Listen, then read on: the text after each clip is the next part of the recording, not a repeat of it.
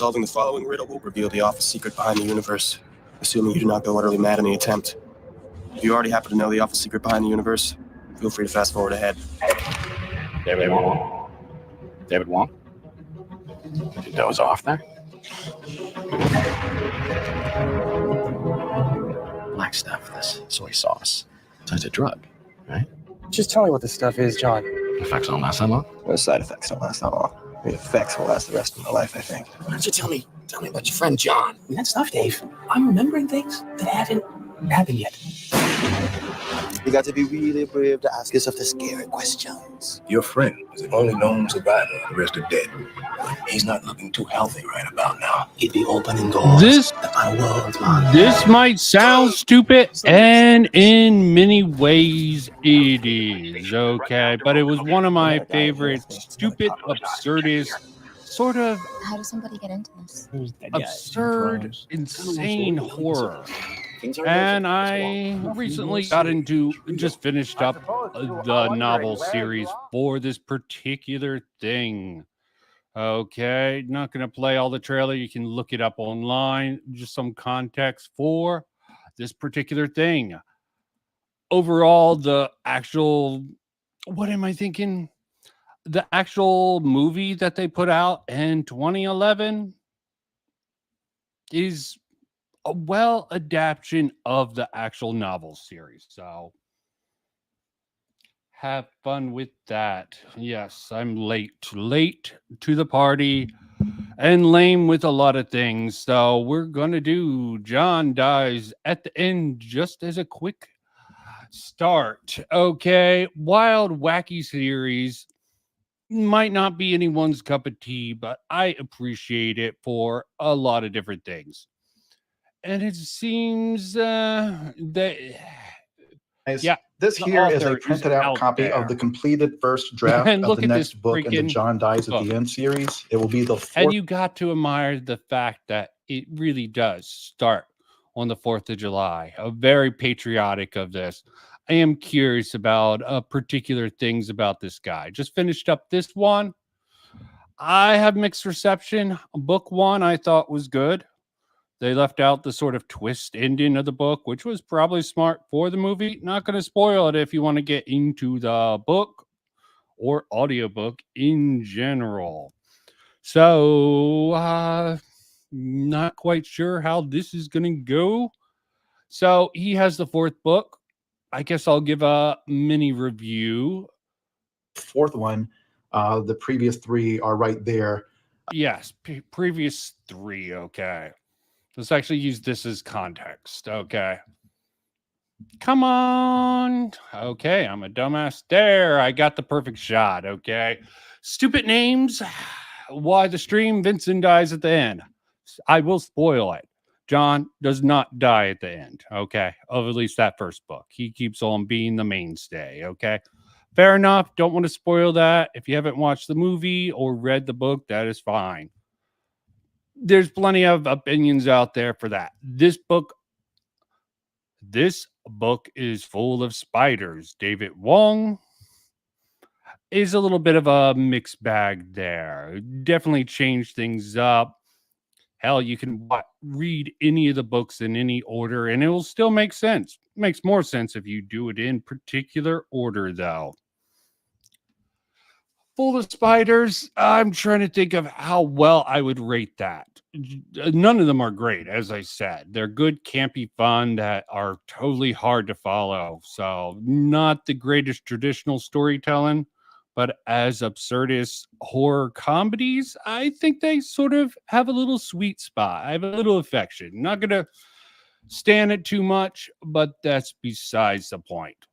Book Full of Spiders is really weird. It has some interesting ideas, like an idea that I found out about it is there's a Marcone character, Professor Marcone, sort of a con artist. Think about Mob Psycho 100.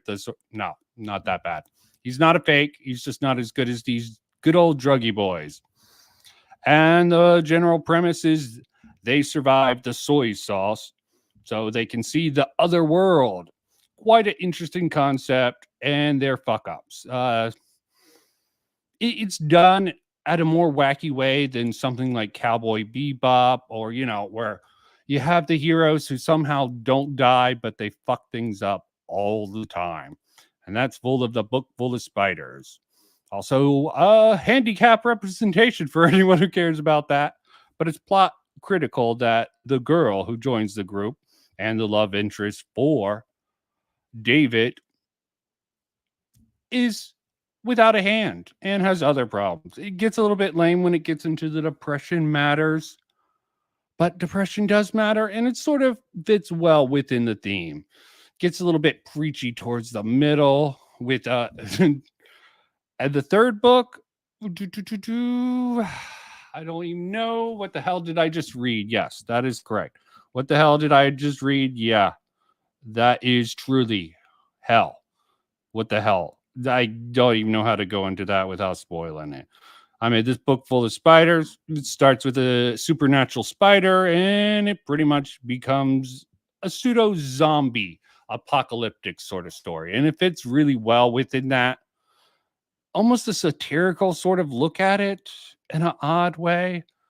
And what the hell did I just read? That sums up that's the worst book in my opinion. It has some good things, but really weak. The recent one, which he's pitching here, talking about 3 years are ago. right there. It is printed out. It's about 503 pages, about 129,000 words. I do feel like I need to address why I've not made a YouTube video recently. I know I've been off the platform for a while, and a lot of... Okay, he talks too much. Okay, so I don't know much. That one was actually solid. There's actually a very interesting character called Park. It's sort of a porn star, but there's sort of a twist there. Okay, it's fun, a lot of dirty humor. Hell, even in the first book, he says they go with the N word. You know how bad things, how things change when this guy used the N word within the book. Okay, the first book, who knows? It is quite an interesting sort of ride, but yeah, as I said, should be enough intro. I would recommend this. I don't want to spoil too much. There's really not much to spoil. It's a wacky, postmodern, sort of absurdist, sort of a horror comedy bit with definitely a satirical bite that you can get some good knowledge out of it, but not very much. A very experimental, balls to the wall story. So let me be lame and get into something no one's gonna fucking care about, because at least I like to document a few things here and there. And we have the good old group that I used to be associated with. Okay, I don't even know how to get into this intro. People went with a situational disability that was top of the town. And we sort of have a clown. Okay, let me not get straight into that in particular right at the moment. Let me give some context for who these people are. Start with British Potato. Okay, British Potato. I thought he pretty much cheated on his internet girlfriend to run away with his old friend and become gay to Vegas. So I thought he was off the scene for a long time. Okay, but it seems he's back and trying to be a little bit stupid. Okay, let me just bring this up real quick. It's really stupid drama, and I probably shouldn't engage with it, but I find the sort of logic behind it. So I think this is really almost a waste of time, but going into this video, I warm want the discussion, and you got to love this. I'll start with a bit of a sample.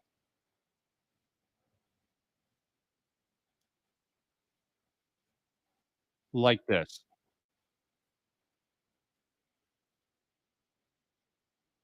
Oh, yeah, I should actually share the actual tab I'm on. Incomprehensible gibberish. But I'd probably actually saved you a little bit of brain rot. Okay, I will say, oh shit, it's probably getting a copyright. Okay, his stream doesn't go down because he does not care about. Oh wow, not anymore at least. He does this shit for fun.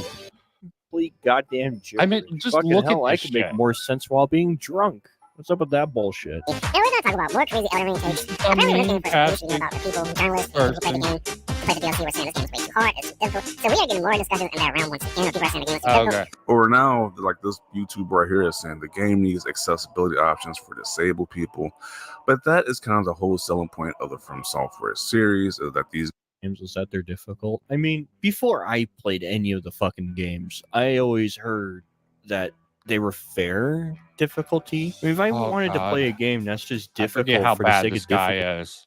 Hell, I'm hidden in the comments because he doesn't like criticism. Okay, how do people networking, being friendly with people? This is why I'm never going to get anywhere. I like to fight with everyone out there. Okay, and I like to go over stupid ass, dumbass drama like this and sort of dissect it. This is really the one that really comes from. It's almost a waste of time to even go into. But just for some context, went after freaking Synthetic Man like everyone else for the Doom take. Had a horrible sort of history. Here's the one. He tried to say Indiana Jones series was poorly written. Quite a funny guy. Maybe I shouldn't take him seriously. But he's a bit of a clown who definitely can't take criticism. But maybe he's lightened up since then. Okay, here's the one that's really funny. The Cope video. I think is the only time I actually covered him. Well, no, the Doom stuff. His EFAP stuff. His Cope post.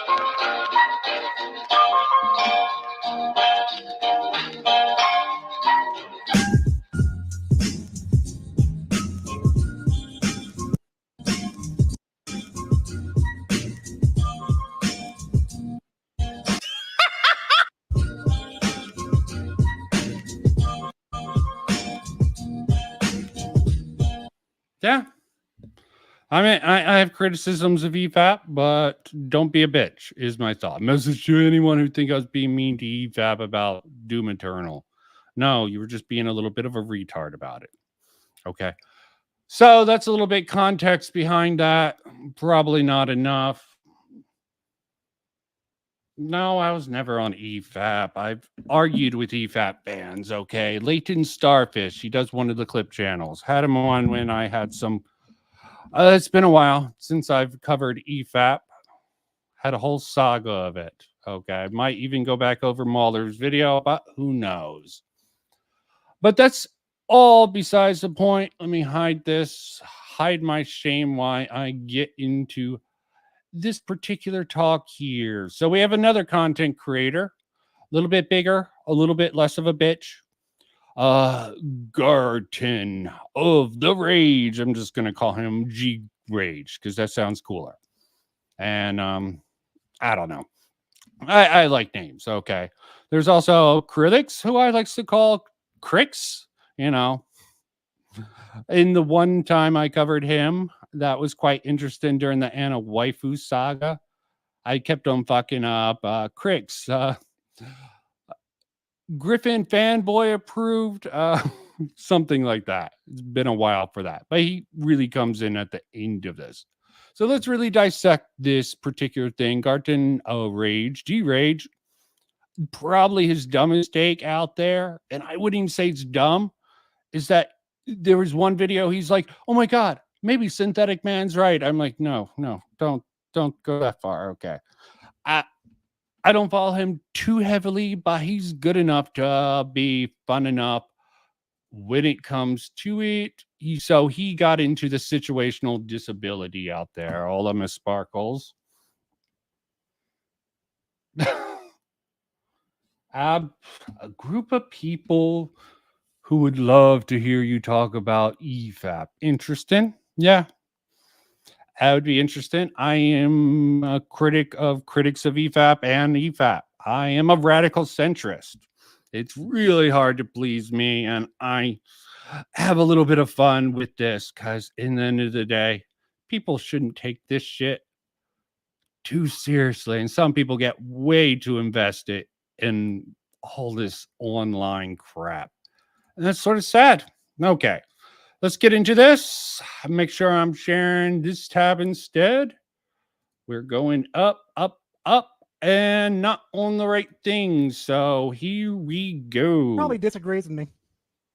I'll get a little bit into this. Maybe an app can't understand your voice because you have a heavy accent. That is considered a situational disability. That is called an impairment, not a disability. Gotta love that. I mean, sorry, he misspells it. Okay, this seems extremely arrogant here. Oh, God. Yeah.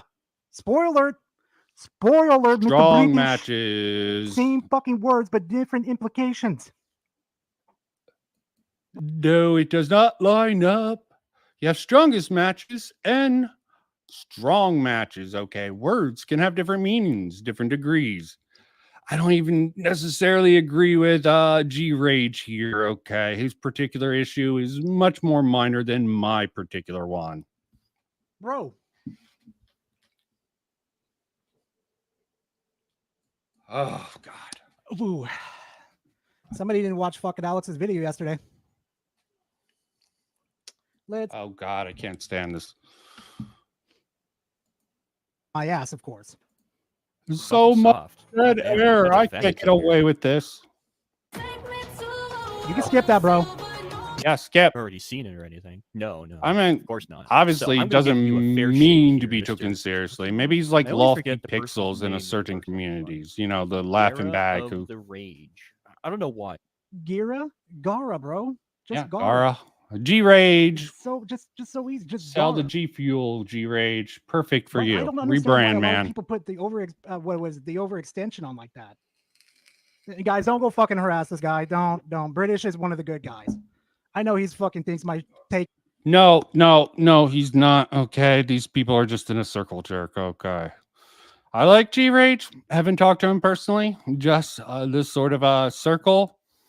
He's a little autistic in my opinion, but I got in a fight with a lot of these people, even the ones that I sort of made amends with, like Brother Near and Krillix, Griffin Game Boy approved gamer dependent. Okay, that was quite an interesting saga in my past. I'm cool with British. He's still lame. Okay. Take is absolute shit. I understand. But whenever I look at your name, it just kind of looks like garbage. Like the Gara part, garbage, garage, garbage. I don't know. Okay, no. Okay, so I see why now. Okay, I see why. No, I see it. Garbage. How about that? Because I don't feel like calling you Gara of Rage. That's such a fucking shitty name. I want you to hear me out like you guys asked me to hear right now, okay? That's the only thing I've been asking for common courtesy. That's all I'm asking for. And if you still disagree with me by the end of this video or towards the end of the video, I will understand. It is completely understandable that you have a different view on how she handles things. Cut out the fluff, bro. Cut out the fluff. You're not. No. I agree. I don't know why he has subscribers. It's probably he used to run the Griffin Gaming live stream channel. He probably and donated to Griffin a lot. I think he just grifted off of Griffin.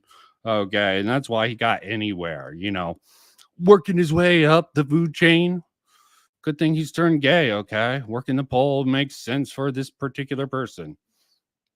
Bro, you got to cut out that fluff, bro. I understand that you're trying to fast forward, or this is probably going to be boring. In that situation, cut out this. Don't want to bro. go too badly into it. I just wanted to give you a You know what, sample. like just like how you did with my intro right there. You don't understand. Like I don't understand right here. You could have saved so much fucking time by cutting out this part and just getting right to my main points. It would have been so much better, bro. Why are they even doing? I just don't understand these people. Okay, so let's go into their mind. Okay, I just think. Just like petty ass drama, which I can understand, but it's so petty, so low. Okay, let's just go into this. This is the better part of it. Just give him a minute. Yeah, it's fair. Circle of Jerks, I think, works much the same way. I like to have focus. Okay, and is this unpaused? God, That's fine, man. Don't worry about it. I hate this dead air. See, I hate doing this particular thing. Maybe it's smart. Maybe you get... Hey, man, okay, they're waiting for the Discord call. Okay. Oh yeah, cloud and clear. Okay, man. standard. Can you hear me Loud and now? clear, huh? T-Mobile. Actually, Brought to you by let's make T-Mobile. sure chat can hear you too, guys. Can you hear him? I could turn up my volume on my mic. I Because hate sometimes on you Discord it lowers my all. volume. Yeah, it's What- so fucking stupid And when myself. it does that. I don't understand that. Yeah, it's kind of weird. No, I should Anyway. let you know. I didn't watch your video or watch your stream. When I messaged, that's when I saw you. I was like, oh, you know what? This would be fun. Let's talk. Fuck it, why not, bro? Anyway, Like this, you fucking do videos on someone and it's like a greeting sign, like, yeah, I've been away. Let me do a video on this guy, get a response, get some of this stupid, pointless drama out there. I don't understand the fucking dynamics. The audience just wants to fucking see like a mini soap opera within the fucking commentary on video games. I guess a lot of these guys are like, as like joke about them being a former Griffin Gaming band boys, and I just way too much on the drama side for me.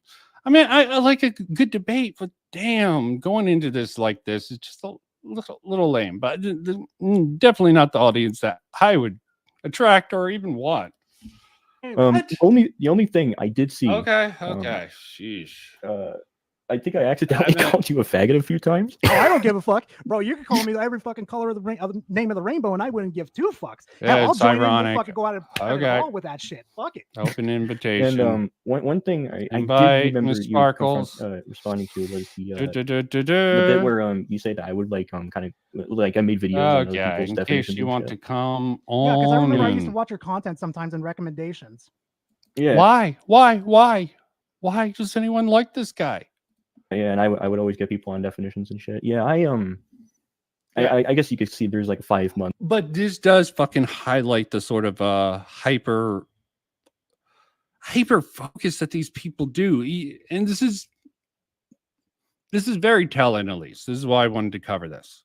David, at least a British potato, no matter how lame I might think he is, he's realized fighting over definitions is a cringe ass thing. 5 month, 5 or 6 gap there. I kind of saw some different things, and it's like, oh, okay, you know what? Fuck it. Definitions, like, yeah, they're there. They're a thing that you need. But it's just like, I don't know. I came to the realization that I think people kind of zone in too much on like certain words and things. Yeah, I mean, like I can understand that argument, to be honest, but let's be honest here. We live. That's not even an argument. People focus too much on the words. That's not an argument. That's a nitpick. Okay, this just like, oh fucking hell. Fucking hell. Fucked up world. Well, they'll just take advantage of everything because if it's not straight cutthroat to shit, yeah, that's yeah. Go ahead. Yeah, for sure. I completely agree. For sure. It's just it's just crazy how the internet kind of like goes down a specific word and it has to go like I used an example with Brother Near. Yeah, I know Near. Yeah. Do you know Krillix? Yeah, I talked to those two. Yeah. Yeah, I remember. Hey, it's the cool kids club. Okay, you're not part of it. I don't fucking give a fuck.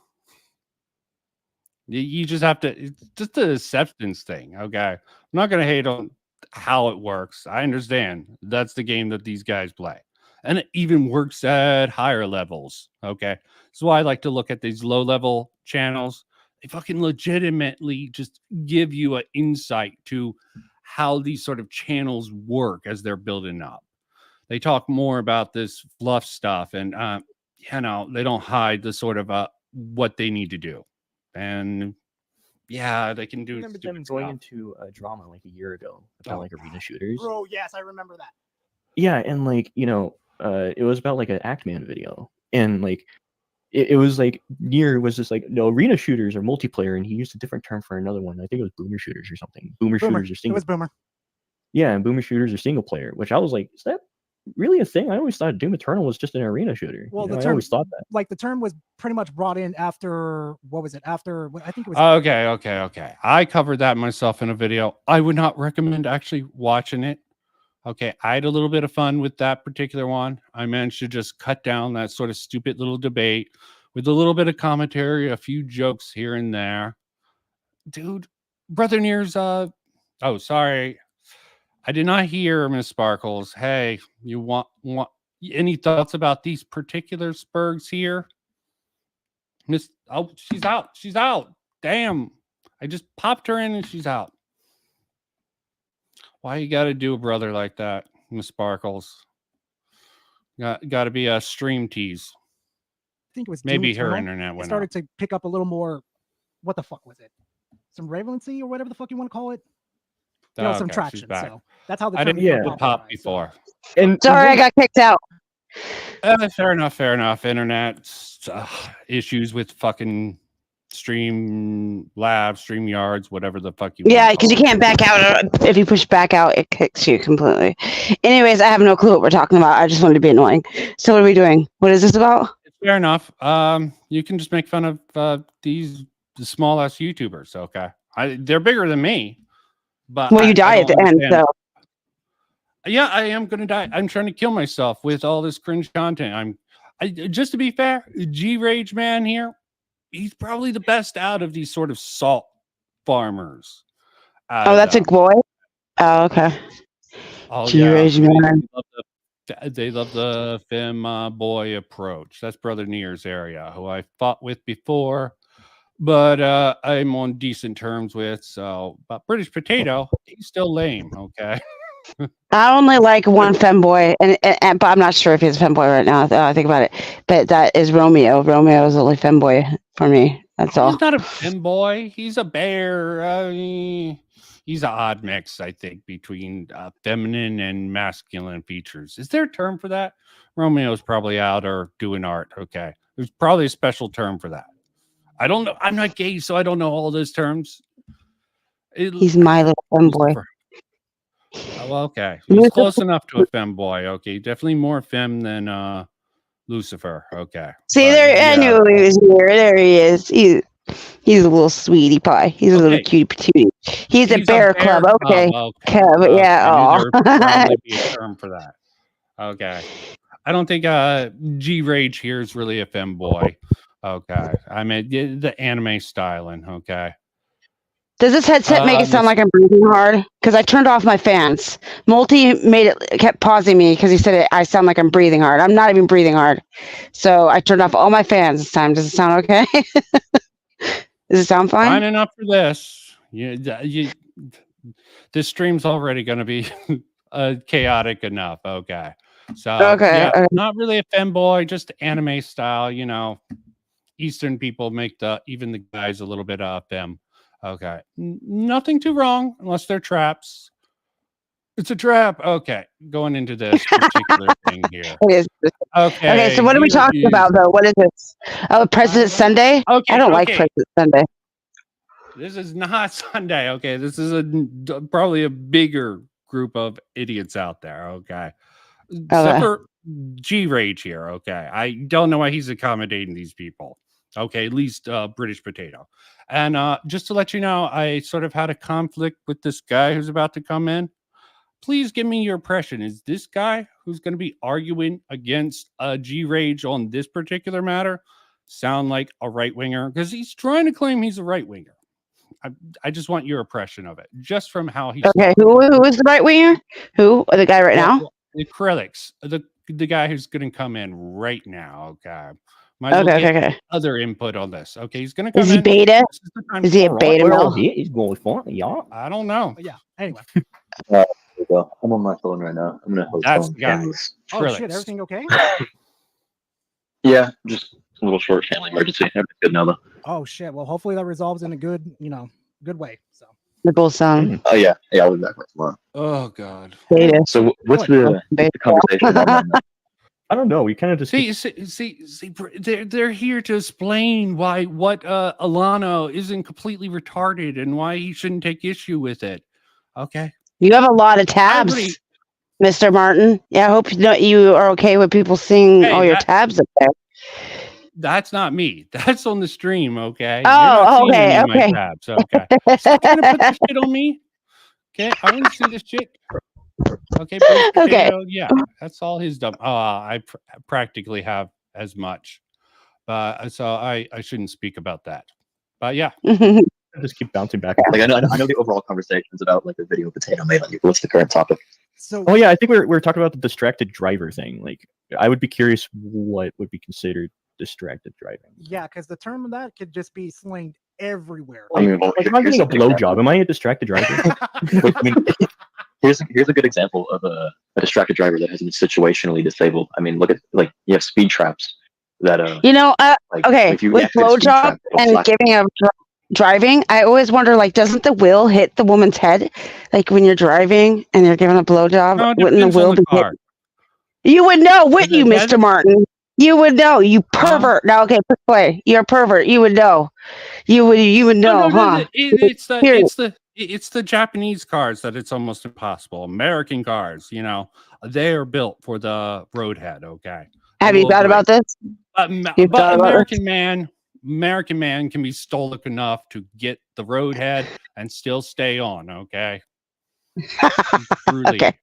Okay. My main problem is fucking this sort of logic is like coddling of the American mind, like Hyatt and that crap there, you know, just making it is approachable and that sort of game design. My philosophy is when you make a game when you try to keep everyone in mind, you're not making the game for anyone directly.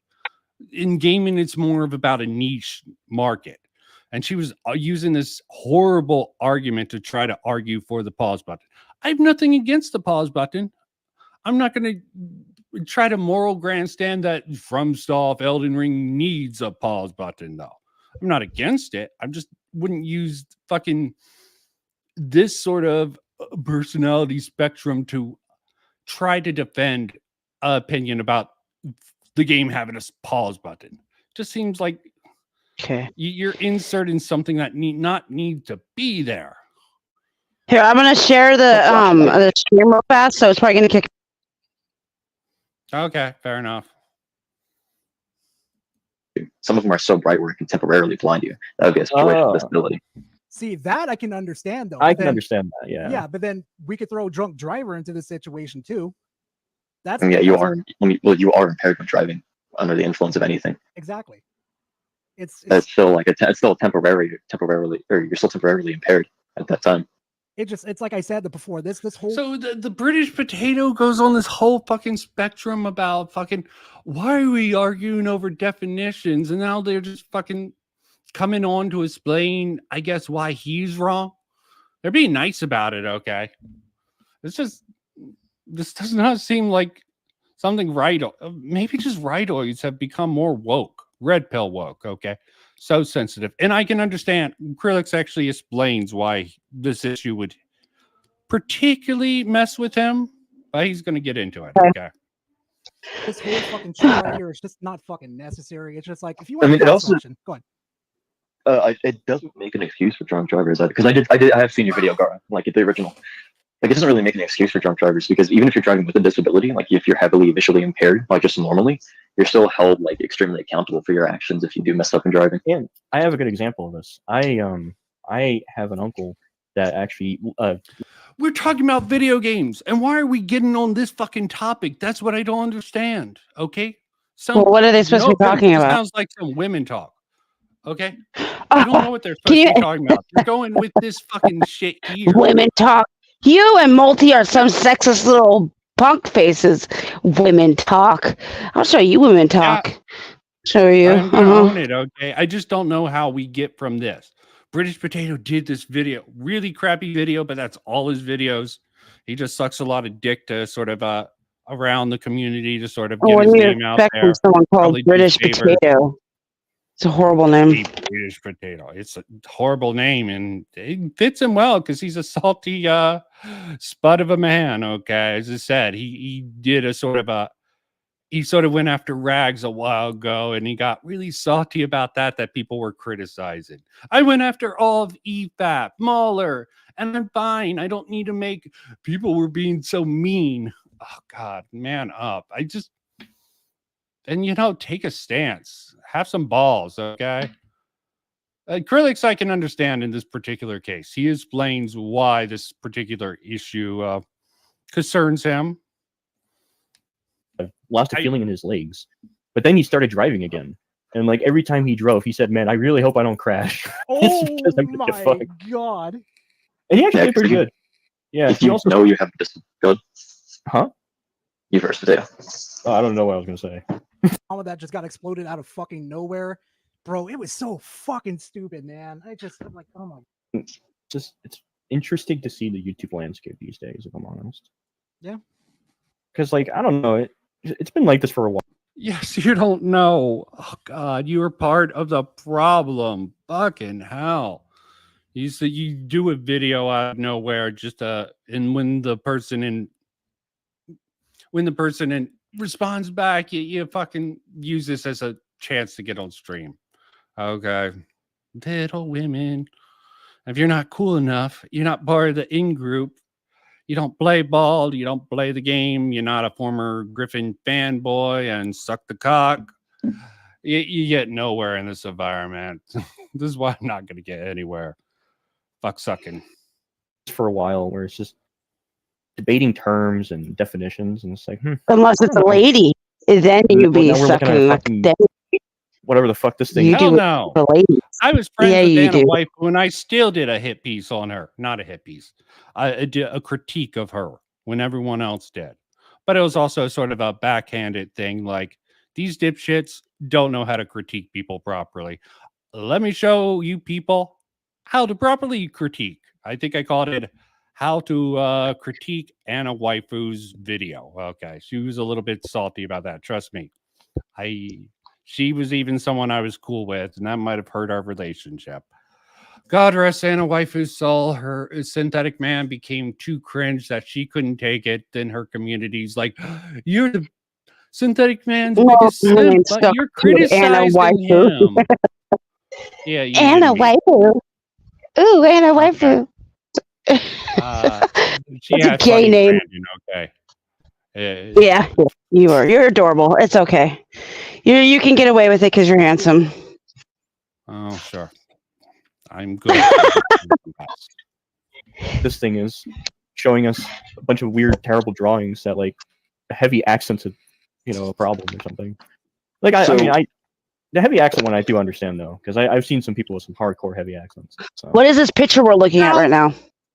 Oh, some sort of I think it's Microsoft resource for inclusive game design. Well, then they're bitches. I don't like them. It's gay. I don't like it at all. This inclusive shit. I don't include you in I don't watch TV to watch a whole bunch of fat disabled people running around.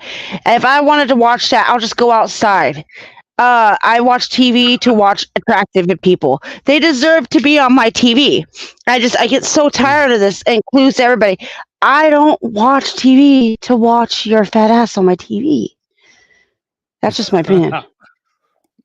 Yeah, people are more attracted to beautiful people. Oh, I mean, go to the mall and watch the people at the mall. I don't want people watching. Okay. Yeah. I'm not gonna argue. Real life sucks. Okay. I understand not one to experience that on TV. Okay. But some people, they might get offended. They might be like, I can't really see myself in that character. Fine. Okay. I'm fine with this sort of stuff. In gaming, I just have a concern that it distracts from, if big Microsoft. I don't want to play to somebody that looks like me. A short chick with big tits flopping around. I don't want to play somebody to me. I want to play a game as I want to be the most attractive female I can be in a video game. And if I can't be that, I want to be the most toughest man. I want to be like when I play as a man, I usually am evil. I want to be the evilest, badass man. Since I don't have a dick, I want to prove my manliness. But no, they want to freaking ruin it and make it to where ugly bitches and beta men. And I'm tired of it. I'm tired of the beta men. I'm just sick of it. That's just my opinion. That's my rant on this whole shit. I don't understand it. They're overcompensating. I think the beta male design is fine to have within certain contexts. I just think there's just too many popping up, and you're not seeing enough traditional men within and this is why we're having the overreaction. I want to see young Arnold on screen. beating shit up, robbing cars. That'd be hot. That'd be cool. Be evil young Arnold killing things. That's what I want. Fair enough. Yeah, maybe Yeah. there would be a video game like that. I'm sure it would sell well. Just do a Terminator old school action Arnold focus Terminator game.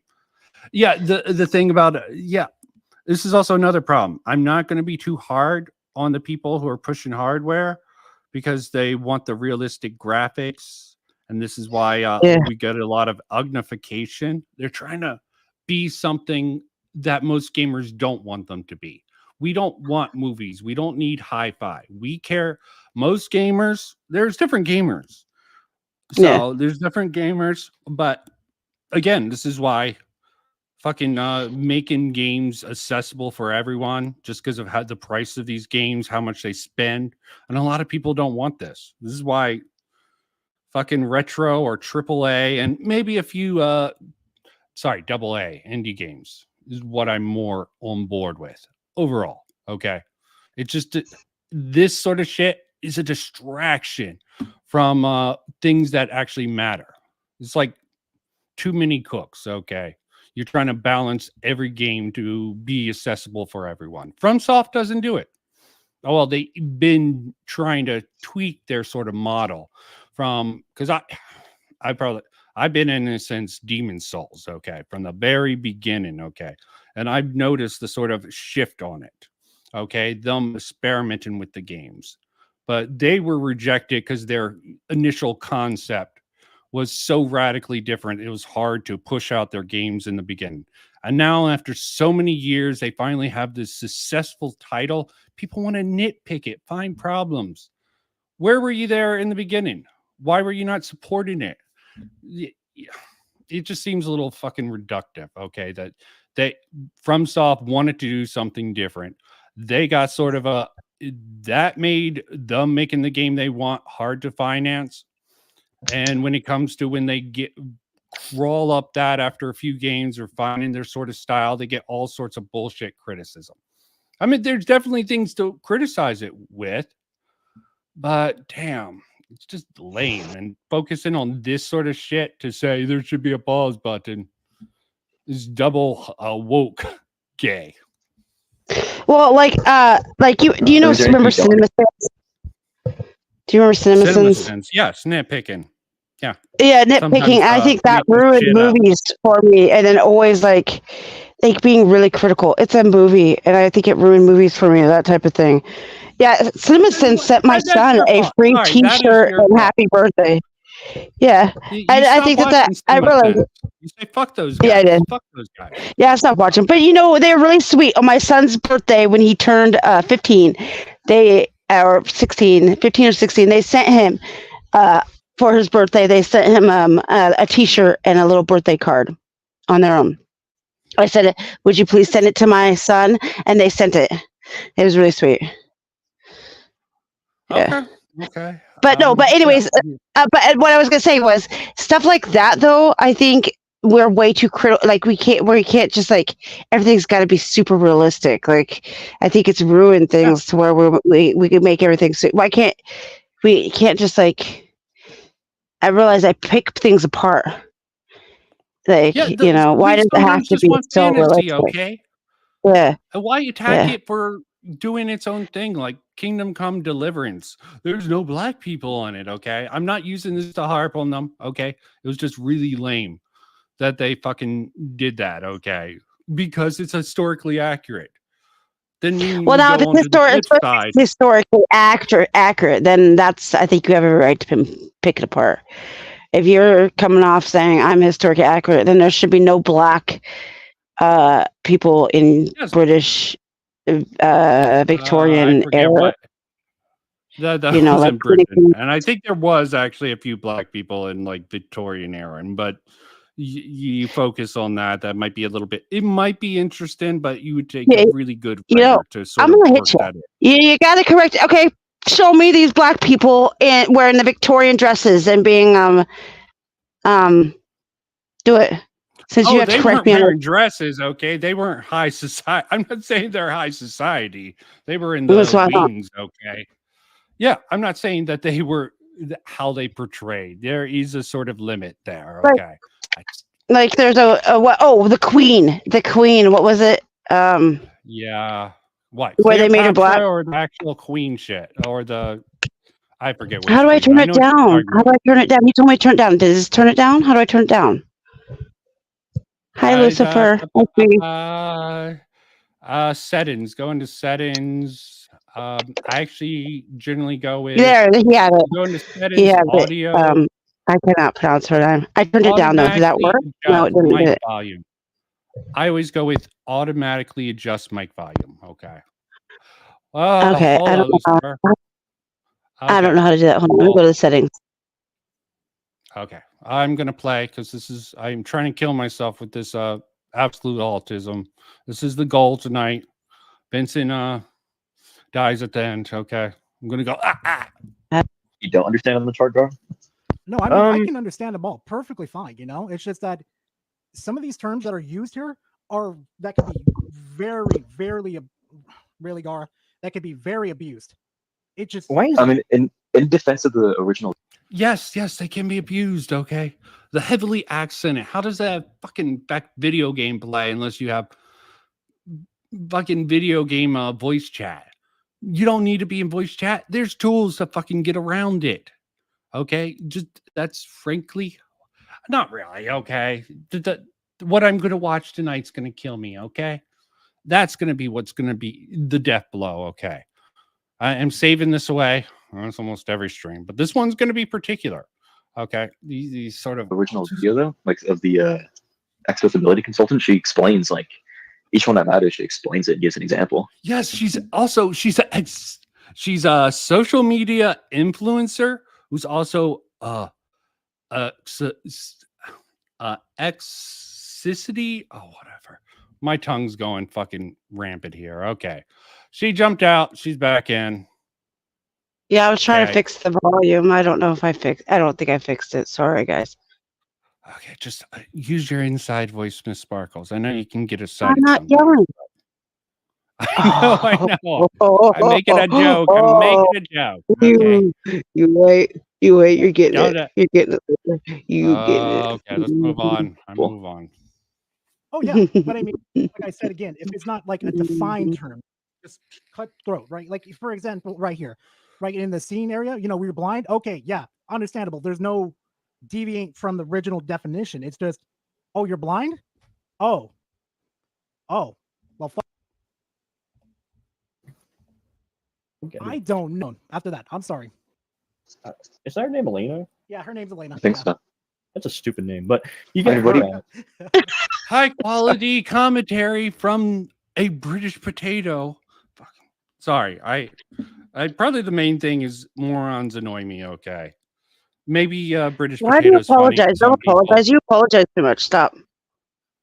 I apologize for being an asshole because I am an asshole. Okay. No, stop. Seriously, I can't help it. Fucking people this stupid as certain people in this field. Stop apologizing for it though. Ugh. Okay, you're right. You're right. I always correct. Fucking Gray on that. I guess it's good you call me out. Stop apologizing to these fucking morons, I guess. Yeah, you get her ass just like really digging herself a hole and making the examples worse as it goes along. Wait, what's the issue with Elena? Because I saw your original video. Dara, what issue? Like, because so I saw your original video, right? Yeah. And it seems like a lot of the issues you had were explained like to how they weren't issues, but you didn't really seem to understand it, if that makes sense. Yeah, I mean that's kind of one of my problems. I got to learn as a fresh new YouTuber. You know, I'm not a seasoned one. So what the hell? Why is he? Okay. Why is he taking this shit from him? Okay. Maybe Elena should fucking explain. If you're gonna hold him accountable for this bullshit, criticize him for this, Elena, piss poor. She explained it. Okay. Maybe she should explain it in normal speak. Okay. Yes, I could understand what she's saying. And maybe G Rage here didn't quite understand it fully. But some people go with the gut, okay? And it's fine to go that way. Fucking hell. Coddle into the American mind, people. So the major fucking acrylic. We use the personal spectrum to understand related mismatches and motivations across the spectrum of permanent and temporary situation scenarios. It's a quick tool to help foster empathy and show how the solution. Okay. That's the point here. Broader audience. This is something I can understand with it, but I do not. I criticize it. Okay, I criticize it. I'm not going to say a lot of crap about it. I just think it's bad. I'll leave it alone. Boycott it. Okay. Broader game made for everyone is a game made for no one. Okay. We got to stop incentivizing this. Okay. I just don't know how. Okay. People need I don't understand the examples though. Hear, deaf, ear infection, barred. Oh, okay. Okay. And then C is blind. Cardiac, and then distracted driver. That's weird. That's a weird example. And then touch, one arm, arm injury, and a new parent. That's weird. It's weird. Yeah, why that is being considerations for game design. Okay, seems like a waste of fucking time to drill this in. And inclusivity consultants, okay, they give awards for this shit, and I'm not gonna hate on it entirely. There should be some games that should be specialized for handicapped people, but trying to say every game needs it, I don't fucking know. Something like Guitar Hero, something that is more general appeal out there. Okay, like Guitar Hero. Guitar Hero. Sorry, I was just about to do something really bad. Am I? Sorry. More warning games, I'm thinking quiz shows, puzzle games, okay? And it's fine to do that for certain games that are supposed to be aimed at a larger audience. And there's some games that are fine to have a larger audience. Party games, social experience games are fine. Well, if your hands are fucked up. Well, no. What's his face plays games? Doesn't he? Eddie Berwick, crippled man. Oh, Eddie Berwick, the crippled guy who got shit yeah, he for plays games, his right? joke about trans people in Dead by Daylight. That's fucking bullshit. He apologized. Yeah, there's no. I was saying he plays games. No, I don't care about his jokes. I was just saying that he plays games, right? Yeah, I don't care about his jokes because they're jokes. Okay, yeah, but he plays games, right? I'm a radical centrist. Okay, I'm going to take an extreme example against some brain dead right wing ideas, and I'm not even going to say Elena has the worst. It's poorly argued, and I think it's really her trying to bring this sort of chart within her sort of argument for a pause button is just borderline retarded.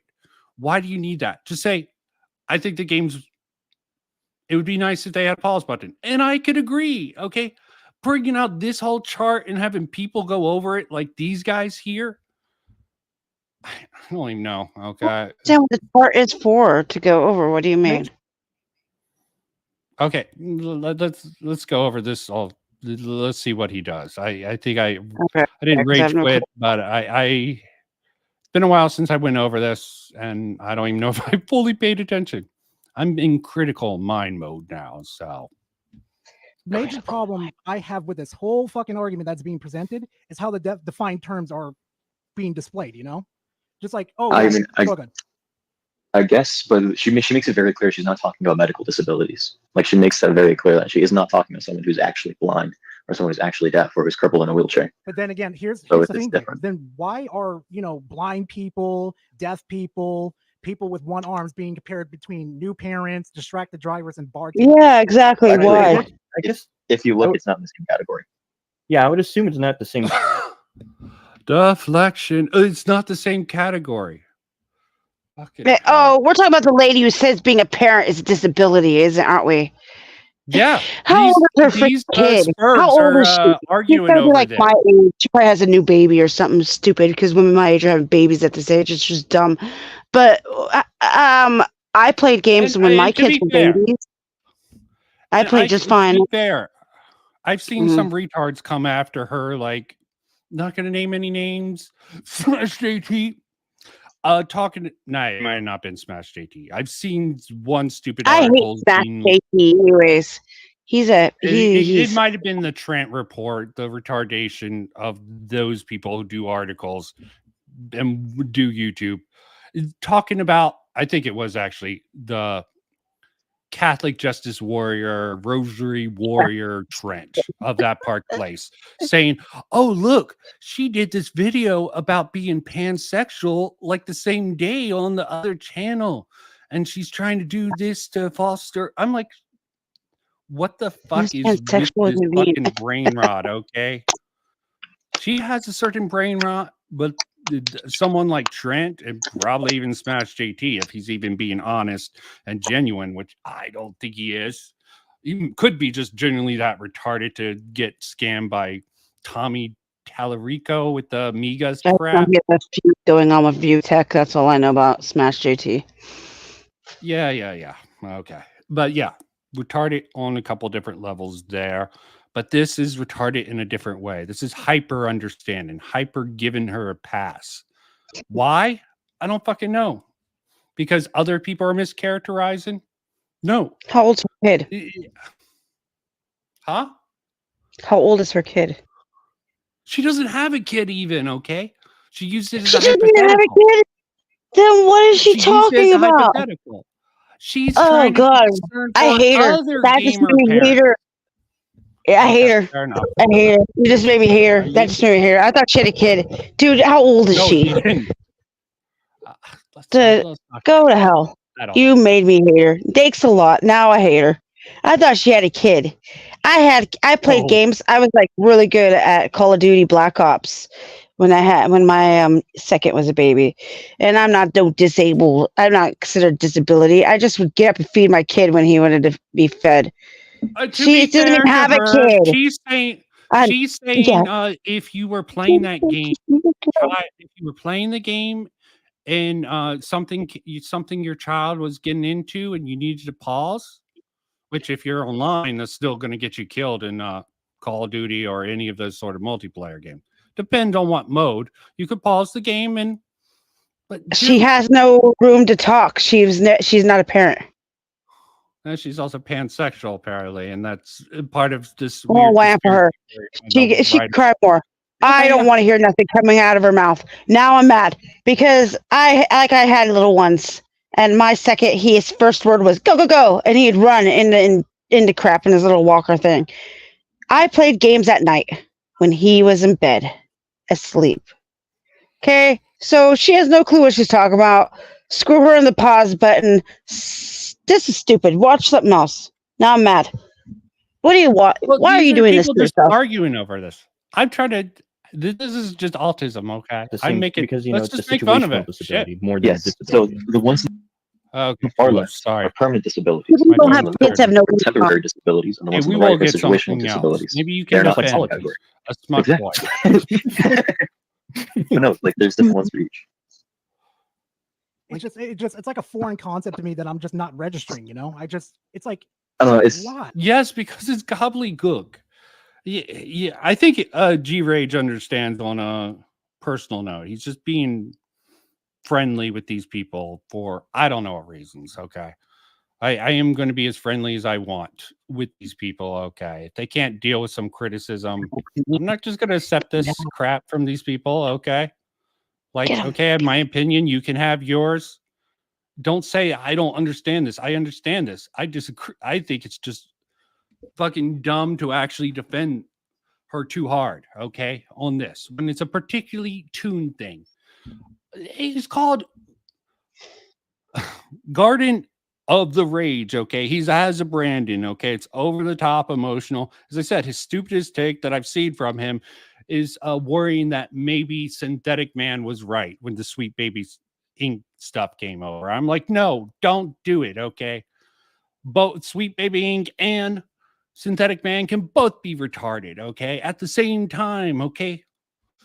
Don't let these insane people in the sort of right perspective, just because there's insane people in the left perspective does not mean you should accept the ideas of the same people on the right, okay? It's just, Okay. but I actually understand the stuff. Okay. I understand what she was saying when you got into it. I still have several different problems introducing new terms. My basic thing is they sort of snuck it. And this is a extreme example that I don't think fits too well. It's a big extreme example. P plus P, power plus privilege equals, no, sorry, prejudice plus privilege. Equals, oh, okay. Power plus privilege Racism. Okay. equals, People started using that as a substitute. This is how the idea that black people can't be racist. Okay. Because they used the okay. sociological term of it. No, racism, it didn't change the term of racism. You're using institutional racism, which I think has some merit, okay, but it's a different thing than actual racism.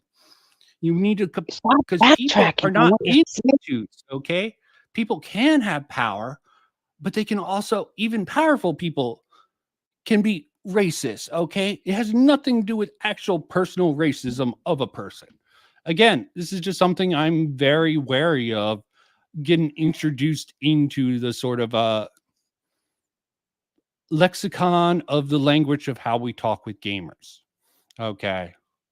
It's fine if she wants to use it in her little circles of inclusivity and this with it. Okay, who is she anyways? Why do we care about her opinion anyways? Oh, I don't know why they care so much. Just move on. It's just, I guess they just feel like they're just causing drama, maybe for fun, maybe for clout. I don't know. I'm just trying to understand the sure and other. And the fact that British Potato was started off talking about why are we always arguing over definitions, and this is really just the same exact thing. Okay, I'm moving on. Okay, as quickly as we can get over with this. Let's see if that gets us anything. Why? Me personally, it's easy to understand because yes, you personally, and I can understand after he explains this. Like, I'm not going to go too much into detail on medical history, but I have certain things that, like, certain conditions that temporarily disable me from playing a video game. Actually, British. Actually, hey, British and Krillix, if you could look at my stream real quickly. Here's even the thing that even fucking Microsoft themselves even correct right here. This is the part I was trying to look for earlier too. What? So if I could just read it to you guys real quick if you want. Okay. Owned. Okay, situational impairments. Okay, can you fuckers not read? Yeah, he just has that. Well, maybe he's not sharing it with them. They're in a Discord. Maybe they're not looking at the screen. So it says more people benefit. Being mindful to the continuum from permanent disabilities to situational impairments help us rethink how our designs. Come on, go with it, Miss Sparkles, for the dice rolling. Give us a penis. Penis. Penis. Say Vagina. penis. I'll go with no, vagina, my you word's go with funner. Penis is a funner word.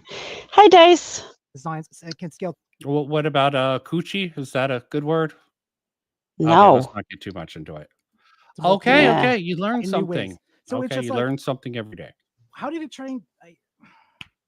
Because the whole argument alone is basing off of this. It's like the positive would make it more accessible to different people, like whether it be parents, whether it be people who just have a really busy schedule, or people that have like a certain type of disability. Like it's just to help with accessibility. When something's an accessibility feature, it doesn't mean it's there to help the disabled necessarily. It just makes it more accessible to a wider audience. Yes, but you use this to criticize From Software. They keep divorcing this from the initial thing. It's fine if game companies want to make their game more inclusive. Trying to use what Microsoft, a big corporation, AAA gaming company who's laid off a whole bunch of fucking devs because they're a big corporation, and compare it to someone like From Software, who, if you know the history of, and I'm going to keep bringing this up, had hard time pushing their sort of game when they sort of gave it a pitch. Like, we're not going to make our game easy, okay? And they were rejected so many times, and they had such hard trouble getting their game pushed in the beginning. And they sort of leaned into the difficulty thing, even though the game isn't even that difficult. It just has the marketing of being difficult. And Elden Ring has so many features to whine over the pause button and use this sort of a Microsoft idea to say that another company should do it. yeah, you can have the opinion there should be a pause button. Fair enough.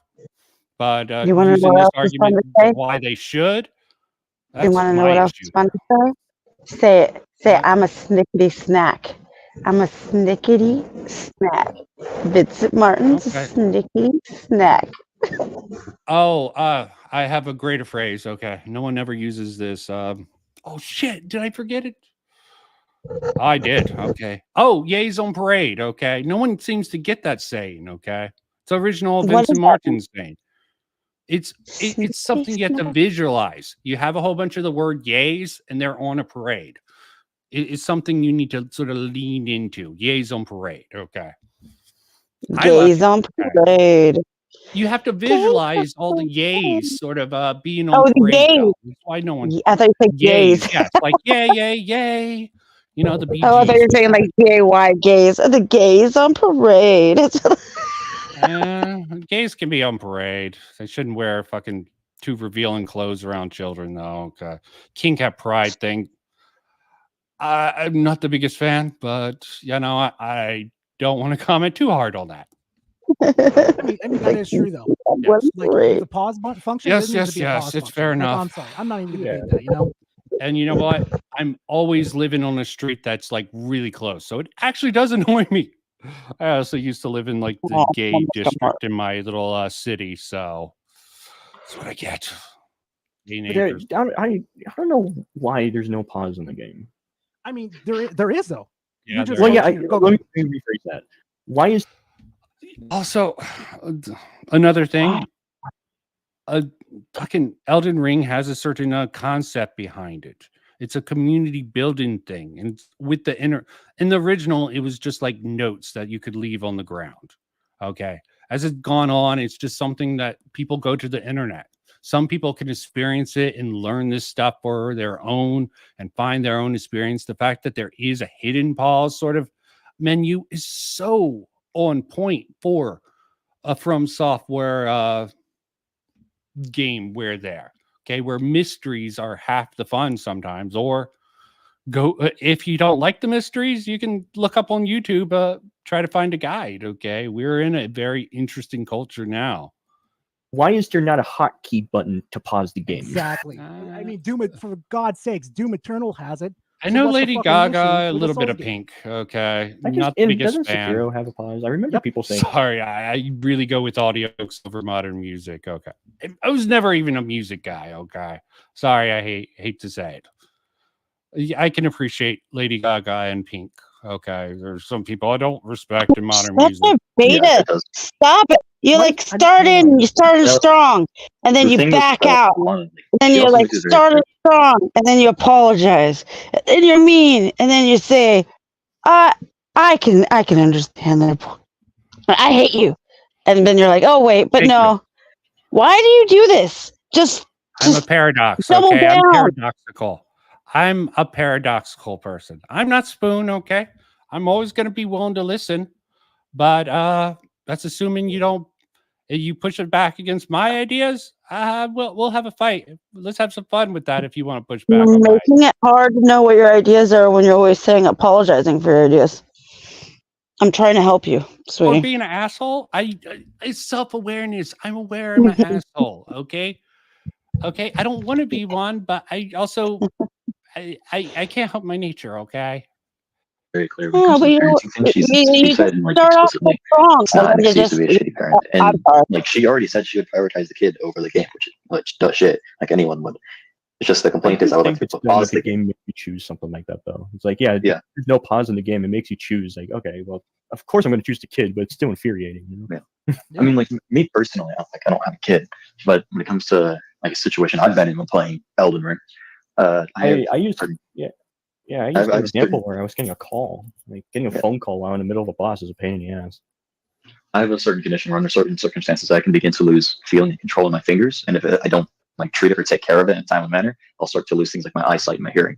So without saying like how to fight Radon, about to beat Radon.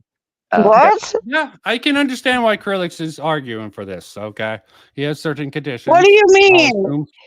Okay, so his hands will start hurting. Fucking put the game down, and then he starts to lose hearing. What does he have wrong with him? What is wrong with this young man? This sounds fake. This is not. Hey, this that's sounds all fake. you. That's all you. Okay. I'm I'm going looking to this treat up. this with good faith. I'm going to Yeah, just you take be this nice. under assumption. Okay. Is there? Here, I mute myself. I can't pause it and take care of what's happening to me. I gotta either just die or like power through it. Shit. You know what I mean? Very bizarre. Oh yeah. Especially when you get an important phone call. It's like, God damn it, you have to answer this phone. But I'm in the middle of a boss. Fucking gay. Let it go to voicemail. Okay. Or just die. Okay. Fucking hell. But yeah, though British, like my whole audience members, when I was reacting to your video, they all thought I was malicious, and I'm just kind of sitting here like, no, this is British. This is British doing his own shit. Yeah, yeah, that's true. I get pretty. Yeah. British is a salty potato who fucking petty ass fucking thing. He comes on all nice wifey and fucking will talk shit. As I said, let's hope he's not such a bitch anymore. Because he's sort of a bitch, I've seen. Hilarious. Pretty drunk, and then I get high, and then I just start turning on a microphone and talk. So sometimes I forget what I say. And then when I looked through the video this morning when I posted it, I was like, man, I caught.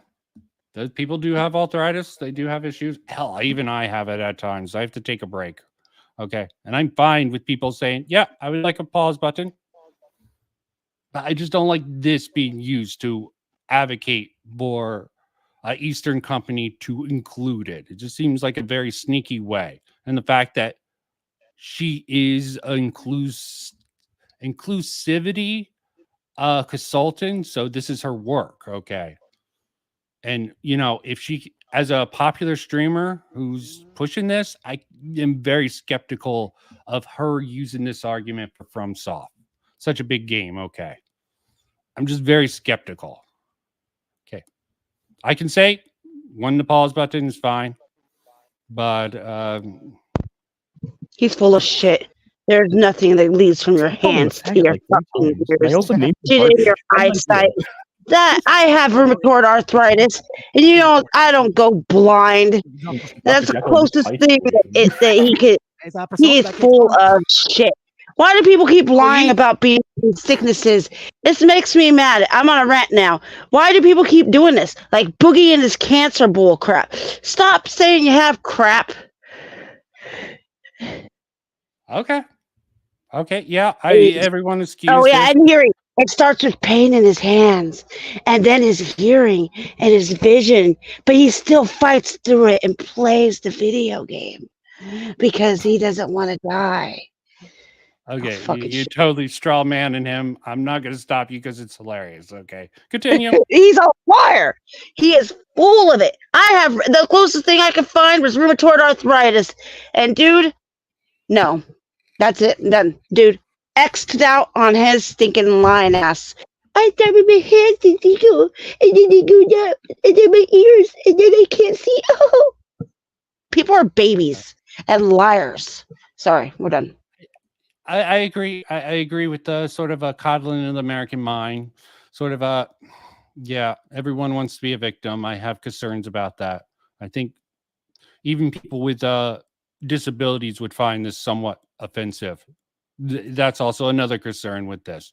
I have a real disability, so video game companies trying to see me crying all the time. I'm dying right now, and I'm not crying about it. You don't see me crying about how I'm dying right now. I hate them. Yeah, it's fair enough to have personal dislike for them, especially if emotional plays. I try to keep emotions out of this. Okay, it's not about emotions for me. Okay, it's about recognizing people who have different opinions. And I can think some opinions are good and some are bad and some me. You know how my opinions are always good. Yeah, I don't know. I just start talking shit. Stuff a potato, man. Man, I miss that type of shit on YouTube, to be honest. Oh, fuck. I do too. It's always fun. No one mentions Hitler anymore too. What's up with that? Oh yeah, what an interesting opener. Oh, when I mentioned Hitler. Yeah, yeah. I think that they get off and have this little powwow, you know. Oh, And then oh this yeah, bitch you heard over my here. comment about that. Yeah. Yeah, Elena over here changed the fucking title. They're trying to cancel me every situation, disability, and Did she really change it? Yeah, that's a little bit of a bitch move. Okay. Sorry. No one can Everyone really be playing the canceled victim. unless they Okay. let themselves be canceled. And her fucking face. How old is this chick? Her name is so stupid too. How old is she? I know Dragon Man knows. Dragon Man, how old is she? Okay, How old we'll is she? move on. I might have to just foul Miss Sparkle. Okay. How old is she? Miss How old is Sparkles, she? I allow people of many different I will perspectives leave. and opinions onto I my will leave. streams. You don't These do I not will leave. reflect my values at all, but I See, believe in the you are right being. to. I just because I'm asking how old she is. She's a little bitch, and you're being beta right now. And now we're fighting. Goodbye. Oh. See, this is why I don't get emotional. Okay. Burned another bridge with another woman. I have a bad habit of that. At least I don't make them cry. They changed the title. It's right on my stream. I didn't even know what the title was. I legit had. Supposedly she's a Elena. This is Charizard or something. She's an influencer. And my particular issues I laid out in my one stream, I think I went over most of them in this stream also. Why? Trying to see what these guys are fucking going autistic about, still complaining about arguing over definitions, then starting to argue over this crap here. Oh, there's her name. Elena Pearson. Legit had no idea what the title ever was to begin with. I never watched it. And Elena's though, a lot of the people making responses, and I would say this goes for you too, Gar, is a lot of us didn't understand and didn't bother to actually look at what the meaning was behind a lot of things. Because the chart, it doesn't define situational disability as, oh, you have a kid, therefore that is what a situational disability is. Using it as an example, because there's multiple different instances of what a situational, temporary, or permanent disability could be. Because disability doesn't inherently mean medical. I mean, if the engine fails on my car, it's disabled. It's not medical. This just seems like obfuscation here, distraction or whataboutism. I'm not quite sure the exact term for what Krillix is doing here. I mean, he's definitely steel manning her real hard. I don't know if it's definitely fair to do this, but it's also not taking the broader context in it. Most people wouldn't care, okay? My criticism of her, but yeah, well, why not just say, yeah, it's lame, being canceled? Examples, okay? Why is everyone trying to sort of cry about cancel when they have a bad take? And there's going to be assholes out there who are probably harassing her and sending her crappy stuff out there, okay? Those people, they would probably get canceled if you expose them, okay? Their accounts, if they go that far. Because it is bullshit to cancel her. I can disagree with her without actually wanting to see her gone, okay? The marketplace of free ideas is something I advocate for. Medically disabled, but it's disabled. Yeah. Yeah, I mean, it's just like I said earlier, it's just like, why Let's hope just so. use it that way? Okay. Separate the categories then. It's just. And I think I got distracted when I came with it, like them doing the situational thing. I understand wanting to design games for option for people with these permanent disabilities, but temporary disabilities, it seems like a waste of trying to include that within it. Okay. The AAA games are already so over budget because of so many other factors. You add more. Again, it's also about too many cooks. And I'm not saying you couldn't design a great game that takes every one of these things in account and make a great game, but it does sort of brought too many cooks again. What was it? I was going to use a strategy from like Risk. You spread your armies too thin. Okay. You want to focus. You want a core gameplay loop, or maybe focus on the story. Okay. I mean, that's that 3 to 4 times, really? Well, that's how the word disability, like when you take the word disable and ability, put them together, it means disability. Well, yeah, you got a point there, man. Yeah, but it's just like that's how the word works. Yeah, that's how the cookie. To be fair, no, I don't think she argued that she wants the game to be nerfed. Okay, I think that's added in. Okay, she doesn't think Elden Ring's too hard, not even the DLC. She's not one of those people. There's a lot of misunderstanding that gets spread throughout the internet. Okay, it's fair enough to be like, that's just a lie. Maybe I misunderstood. Maybe I just missed the part where she said it needs to be nerfed. There's other people who are talking about it being too hard. I don't think it was her, but I could be wrong on that. How the cookie crumbles. It's just like I can't argue. There's multiple different. There's multiple. We went over it. She's not a depending on how mother. you use it. That's where a lot of people are it's just hitting her. like I said, this Like, whole why are you drama is trying to just use fucking parents as a stupid. shield for your take on Elden Ring? That's why in the video, like I think in the first 5 minutes, my brain snaps. You know. Yeah, fair enough. Yeah, it's like I said, bro. It's just like you're the only motherfucker that caught on to that too. Because usually in my videos, I don't do that. I just go off the fucking rails. This is my brain snapped, and I just couldn't stop laughing about the whole situation. It's like, is this really the conversation on the internet these days? Yeah, because some people didn't understand it, and I had to fucking baby talk these people, bro. It's just like So that's why you're doing the baby talk. exactly. Explains Listen a here, little retard. Let me explain this in baby talk for you, okay? Well, I mean, in fairness, you didn't seem to understand a lot of what Alana was talking about, so it was kind of oxymoronic there. Or I guess you say ironic. Yeah. Be the proper term. You know, that I have another question for you. That was another thing. You said I said your name wrong. It's Gara? Yeah. But no, I can understand you were kind of mixing it with. Just go G rage. Yeah, I really am trying to kill myself, trying to understand this. I'm going to speed it up. Okay, let's see. Garbage and stuff. I was like, yeah, I can see where he's kind of rolling with the E. Yeah, I don't know. Because I'm super dyslexic. I see your name and I see GAR and then I see GE at the end, AGE, right? And somehow that just makes garbage to me.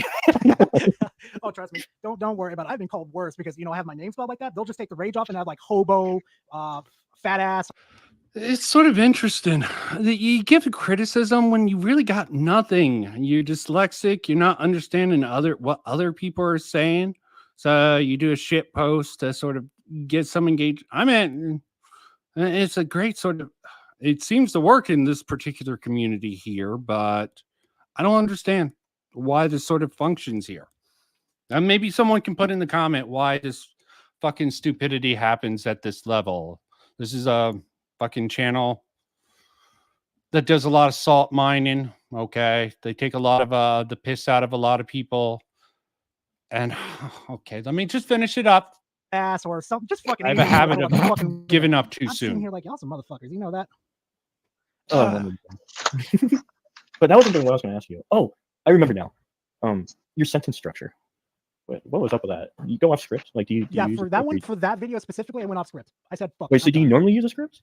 Normally I do, yeah. Like use like note points and stuff to like keep myself Okay. organized. So I was like, "Fuck it, I'm done." Okay, that explains a lot. Yeah, I was wondering because. Okay. I want to question you something, Gar. What the fuck was that gameplay? you had 14. Okay, I think the stream's done. Okay, they're just gonna do some normal just shit talk, normal within them. After the issue gets resolved, they get on, they get exposed to more. It's all about getting yourself in front of more eyes, get yourself in front of another audience. Like Harmon, they go hard against him, but there's probably a couple people, these salt miners, I call them. They might even call themselves that. They basically find people with bad takes and sort of make fun of them for their stupid bad takes. There's definitely some people who are bait them. Like I think this guy's bait. Quantum TV, maybe not bait. Not bait. Harmon Smith is probably bait, the Nintendo fanboy. But I could be wrong. Okay. This guy's definitely bait. It's clear earmark that he's just trying to bait channels.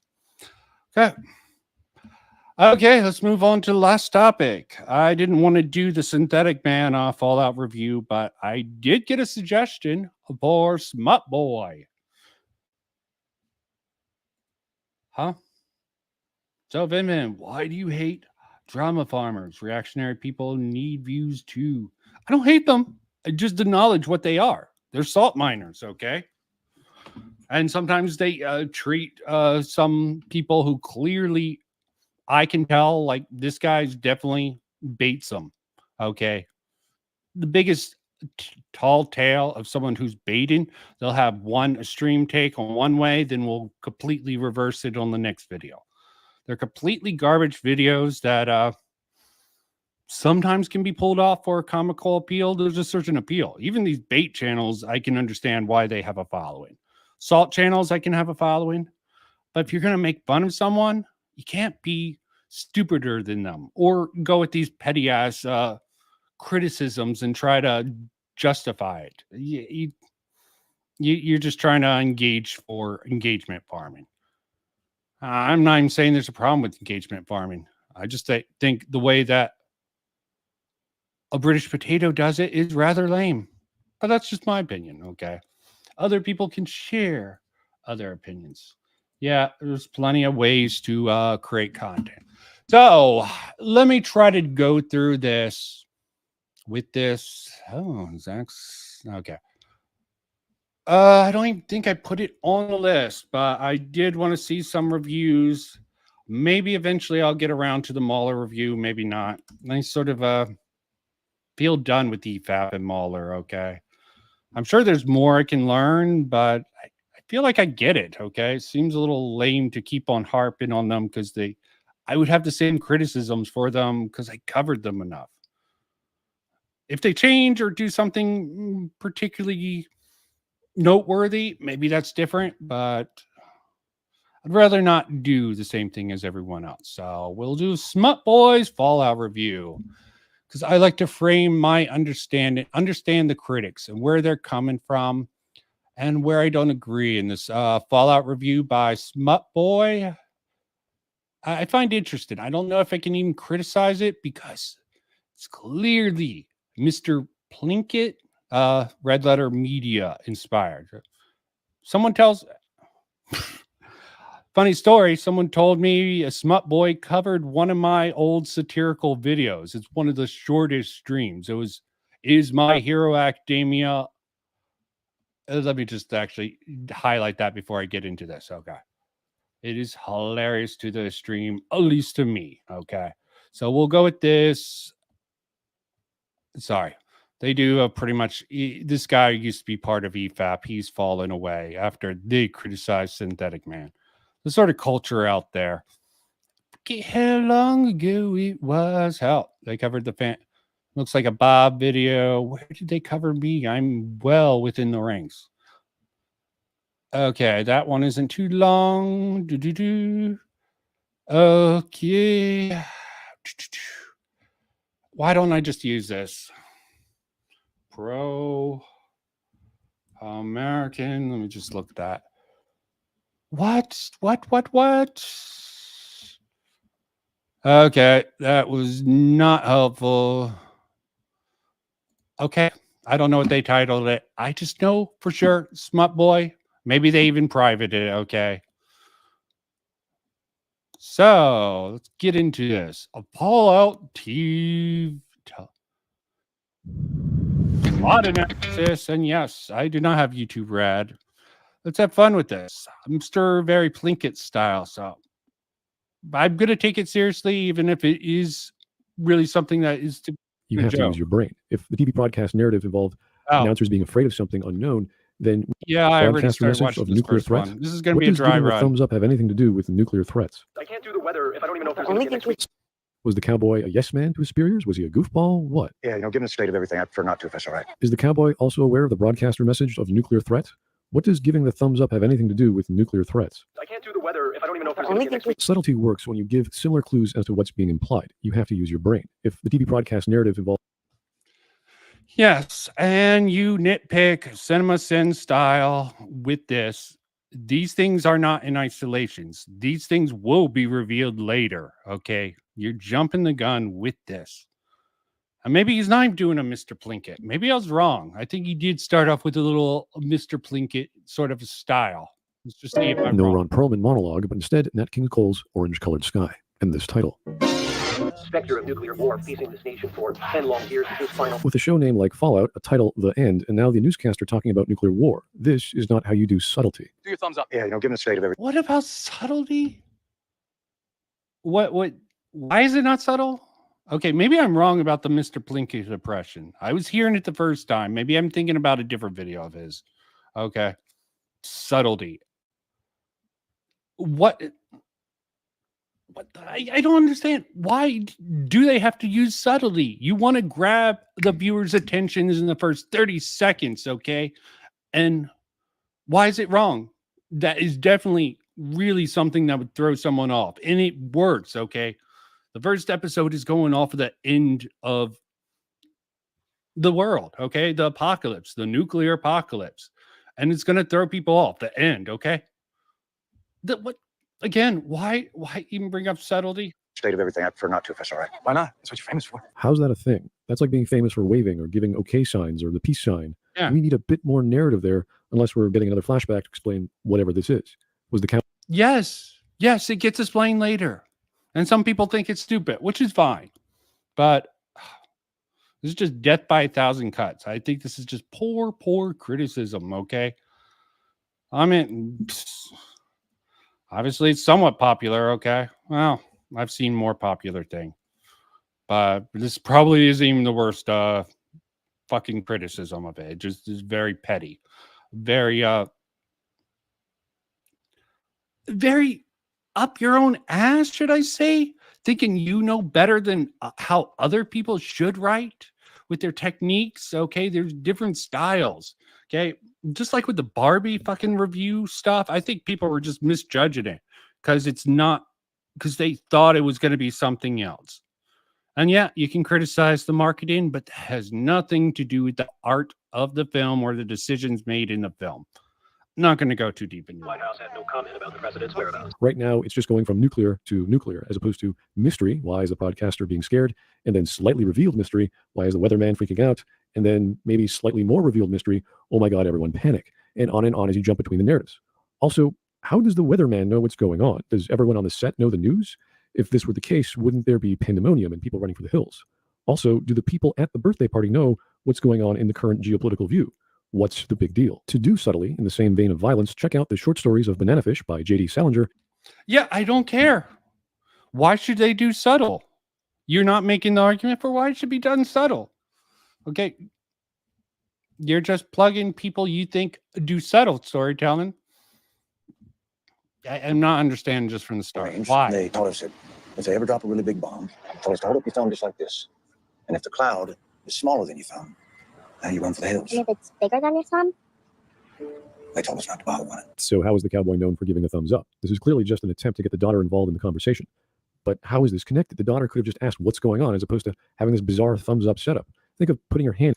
Oh, Jesus Christ. He's missing the point. He's bringing his child to his paid appearance. Okay. She's not part of this child's party. He's trying to distract his daughter from her pretty much being left out, not being able to have the normal life like these kids. These are like, if he didn't get fired from his job, yeah, it's too early to tell. This is why nitpicking this sort of shit at the start is just stupid. He can find whatever problems he wants. I just think this is really stupid ass criticism. And he just goes with it. Oh, this is bad. Yeah, what do you know about storytelling? Okay. I know he wrote a book on writing. Okay. Don't know how well that went for him, how well that sold. Your hand in front of your face, or wearing sunglasses, or using the peace symbol, or waving, or any other common hand movement or expression. Pretty good. Why reinvent what a common gesture is? Well, technically, I think Smutcast is even worse than EFAP. Okay. EFAP, I can see the value in it most times. Probably ruins a lot of things for a lot of people. A very complex thing. It's an entertainment form. But yeah, EFAP and things. I mean, it's fine to understand things, to EFAP things. Technically, this is an EFAP. Okay? Me, I'm going through, listening to what he's saying, and just trying to understand where he's coming from, and thinking it's just completely stupid. Okay? Just a different understanding. From what perspective is he sort of judging the show from? Fan perspective? I think this might actually be the worst one in a couple of ways, just because I haven't seen him talk about Fallout at all. Unless you're going to explain it to me in a way that hopefully makes sense. Is this supposed to be a joke? Why didn't they just give him a nickname or a catchphrase or a pose and then go? Okay, I just explained it, and you might not have to like it. Maybe this is just a joke video. Okay, I cannot take this seriously. But it looks like they're living right next to each other in the same vault. So is this a new design of vault? This definitely looks like an external vault door. Also, Lucy's dad was from Vault 31, which means there's potentially 3 vaults in one. First, I thought this was the vault door to outside, but it's not. It's just a normal vault door. So why would you need such a heavy-duty door for interconnected vaults? This is going to kill me. This is really going to kill me. They explain it, okay? Why bring up this? This is lack of planning, okay?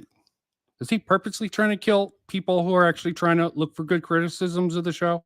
Or do people think this sort of nitpicking, death by 1,000 cuts, when these things are explained, is good criticism?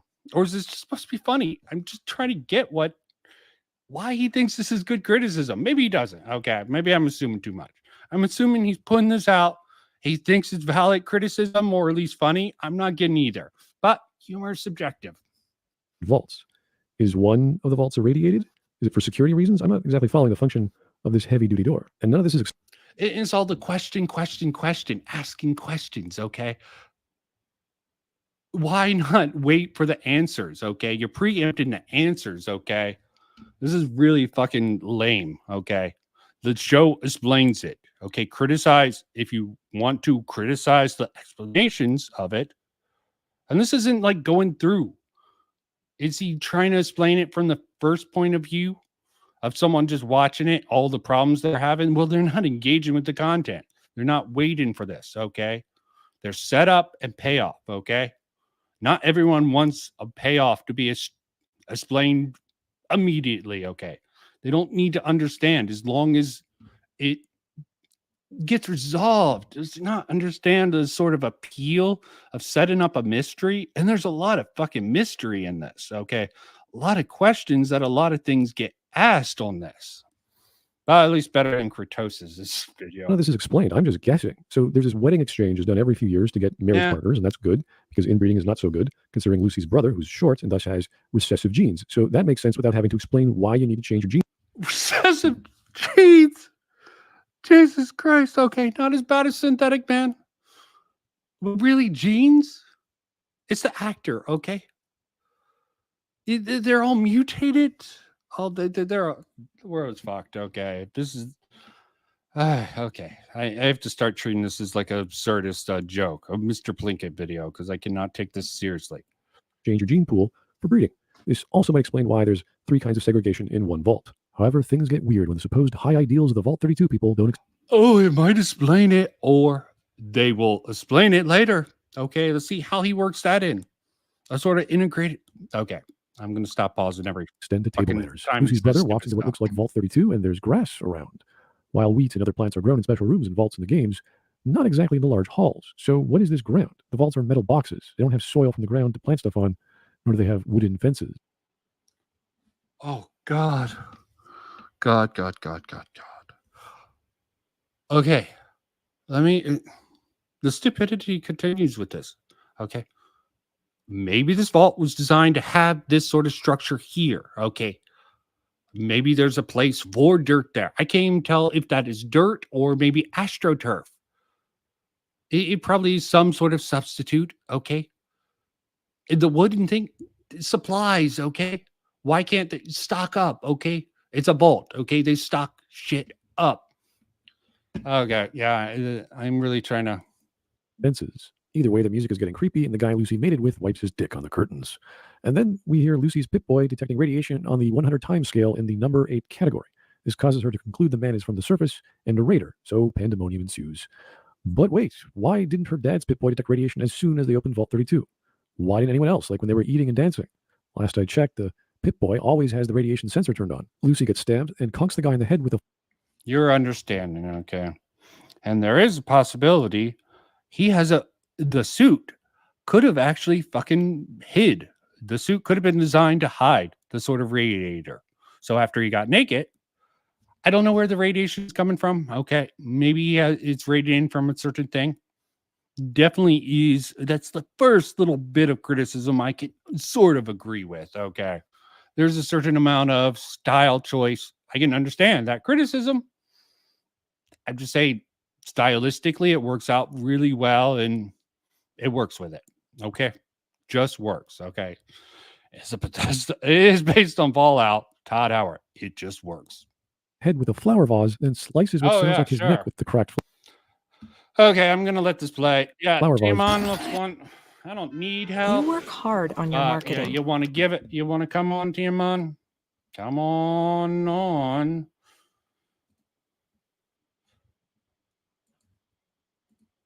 Give me a... He bleeds out on the floor. Lucy then uses a stim pack, which amazingly and apparently also stops bleeding and heals her instantly. Stim. Yes, it does. What's your problem? I don't know what he's going to do. Maybe I should listen to him and not preempt him. Let me not go against my own grain. Packs are a game mechanic. They are not magic unless explained. Lucy has internal and external bleeding in her gut and her abdominal muscles, which can kill you in 10 minutes. But it's Kill Bill time, so who cares? Lucy goes to the armory and picks up a tranquilizer gun. Yeah, who cares? Okay. Why does everything need to be explained? There's sort of lore looking within there. Okay. I mean, do you need to be handheld? You can't have context clues to sort of understand. Is it fine not to understand some sort of future technology, especially of a well-known series? Do they ever explain how it works in the games? I think they try to come up. It uses sort of a, what is it? Stem cells to sort of regenerate at a very rapid rate. I think that's the explanation for the stim packs. Oh, you're fair enough. Fair enough. Okay. I crossed the line. Okay. I don't know what line that was, but I'll accept it. As I said, I'm an asshole. I'm willing to accept it. Tranquilizer gun, which looks like the only ranged weapon she could find after it was looted. This gun does not exist in the games. We have Tiamon. Welcome, Tiamon. Well, do you know the worst part I have about this? It's not that I like Fallout. I've played pretty much all the Fallout games. Did you expect he's going to EFAP this and it's going to be painful because we both play Fallout? It's campy as shit. Get over it. It's retrofuturism. Am I wrong? No, you should call me Beta Harder, Miss Sparkles. Okay. You should call me. Actually, I would rather actually go with Delta. I don't know what Delta is, but I would rather be a Delta. Oh, no. Okay. Please go with Delta. Or Omega. Omega's probably sounds too cool. I don't know. Sorry. What if she called you Sigma? Oh God. I would actually take, isn't that what the red pillars go with? I don't know. I think I would be more offended than being called a beta than being called a Sigma. Sigmas are like the lax options, last I heard. But okay. Are they? They're either the simps or the red pill guys. I don't really get into the sort of the man spear terms for people. No, okay. But I figured I would join you on this because this is painful. Whoever thinks this is good criticism, like, let me say this: the Fallout TV show, I expected it to be campy because of the video games. The broadcaster, I didn't like the beginning. Well, technically, I think it's less campy than it could have been. Okay, I actually think it blends the camp with telling a good story at the same time. Yes, it's got a mini campy fan service. Okay, many items. This is definitely a series for the fans. Yeah. Okay, and it is going to cause some outsiders to be clueless, but that's why we have the internet now. I mean, you can criticize shows for sort of going into fandoms and trying to, like, this got a lot of people to play the Fallout games. It brought a lot of people to. It actually brought a lot of people to Fallout 76 for like a month or two. Yeah, and Fallout you're talking. Oh yeah, I even brought people back there, but seriously, like that opening to Fallout. You're trying to set up a mystery. If they don't pay it off later on, rip it apart to high hell, please. Yeah, if they set up a mystery and they don't give proper payoff on it, I can understand criticizing it. Like, you set this up, there's a lot of people who talk about dangling threads. A lot of things set up mysteries and just forget about them. Okay.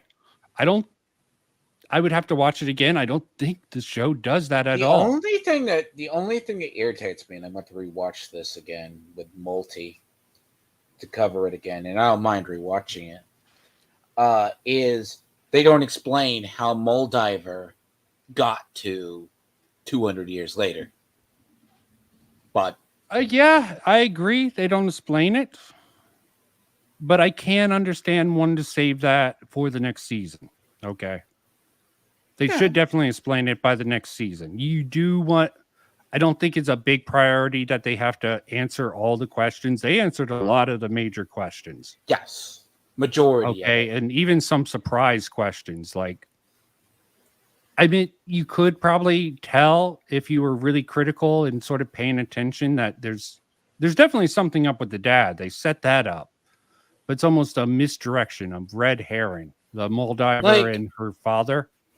Yeah, there's a lot of stuff in. I'd wait to see when he gets to that. Like, wait to see what he says about the dad. Oh, because if you didn't think, I was like immediately if he doesn't say this, like the dad, he goes, "I know who you are." I mean, I was definitely the most critical towards episode 8, but it still was a good pull off. Actually, I think it was episode 6 where they went into that weird vault. I'm gonna not lie. I'm not gonna lie about this. I hate the Brotherhood of Steel.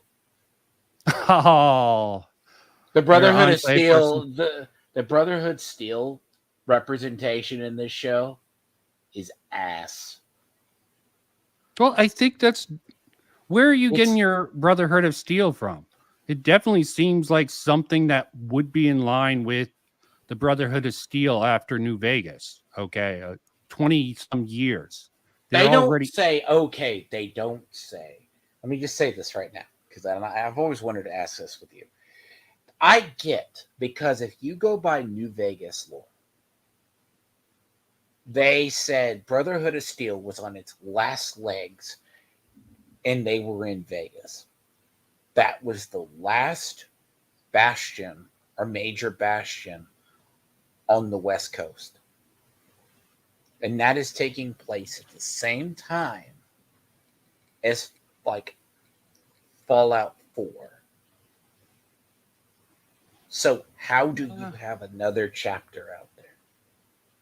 No, I think you have the timeline a little off, but maybe I do. Okay. I can understand. Okay. Do you remember what I'm saying too? Like what I'm getting? Because Fallout 4 takes place in the 80s. The Fallout New Vegas was supposed to clean up the West lore. Basically, the NCR had basically taken what's left of the Brotherhood, and the main Brotherhood had been pushed out.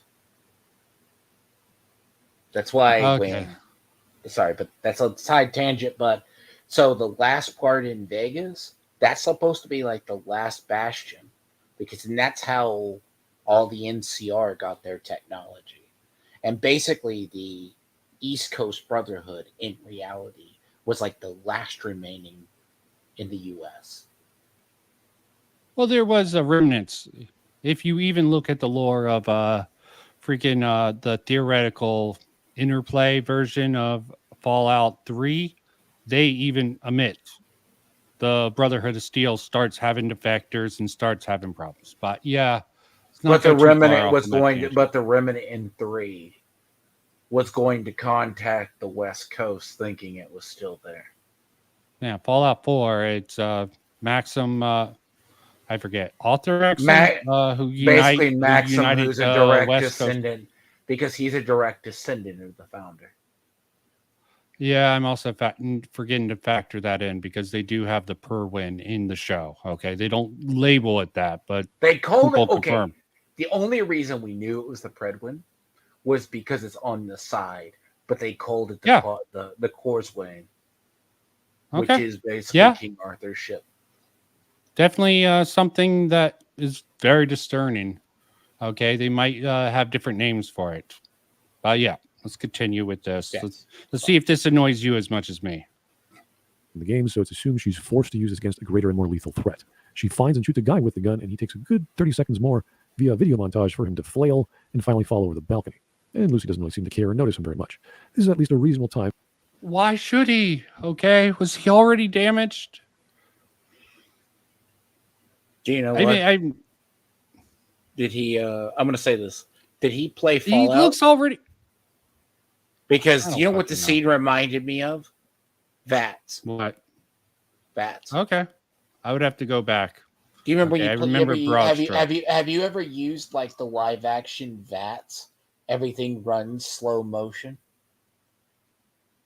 Like I've used VATS before. I played most Fallout games. Okay, I even played I'm out just saying, one or people two. who don't know what VATS looks like they tried to do live action. Oh yeah, I understand. A lot of people complained about the pacing, which I disagree with, but I can understand how other people would see the pacing as being a issue. I can see it within the context of the Fallout universe.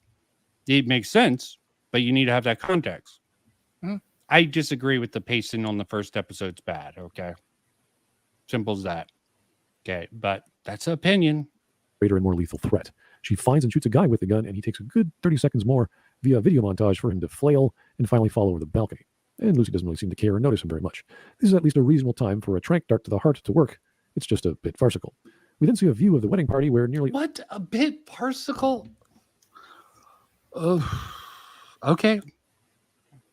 I'll give him a little credit there. That sort of camp thing you brought up. It's not a major thing. She's in shock and awe, okay? She just survived a fucking assault, and she's seen things around. And now she's seeing the whole fucking vault is being assaulted, okay?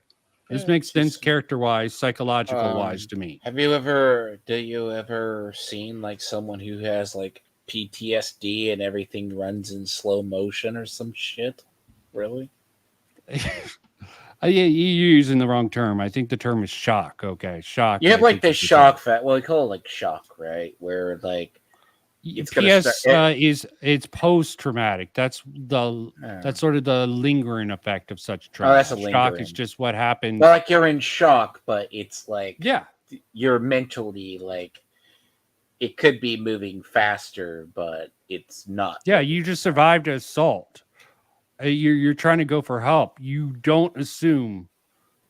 You wouldn't automatically assume. Yeah, all these people are raiders, just because this one guy. Okay, especially after you just get out.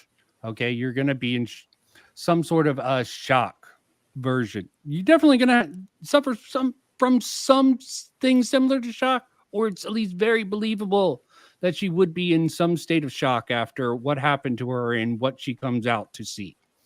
Simple as that. I made that much longer than I needed to. Sorry. Butchered.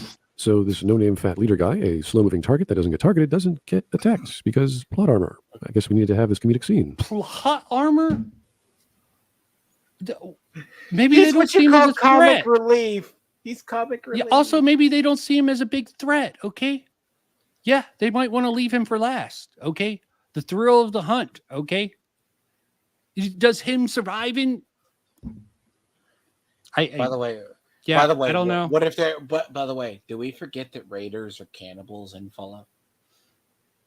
Not all of them are, just most, okay? Some of them. Not all raiders. Timon, sorry, I have to reject. Not all raiders. Let's not put all raiders in the same box. A lot of them are, but there's a few ones who aren't that bad, you know? Some aren't. No, not all. But can they be considered cannibals and they want slaves for some reason? Yeah. Okay. Are these ones? I don't know.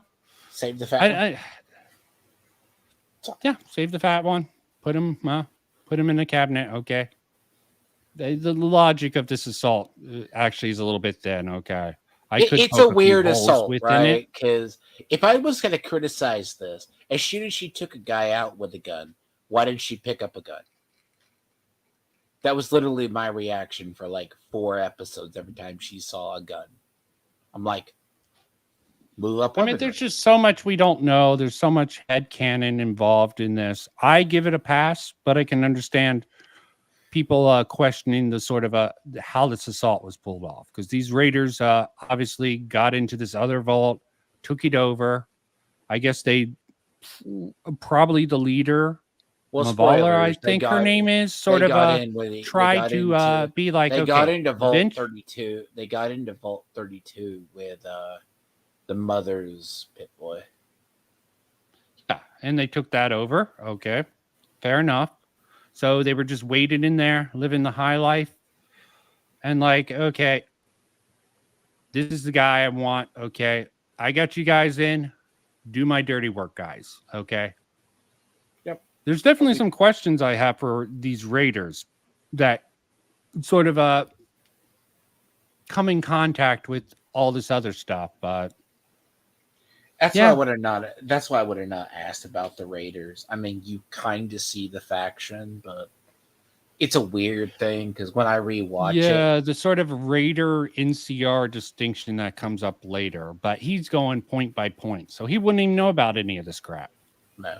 Okay, this is why taking the point by point system can have its benefits, but this guy is just wasting it.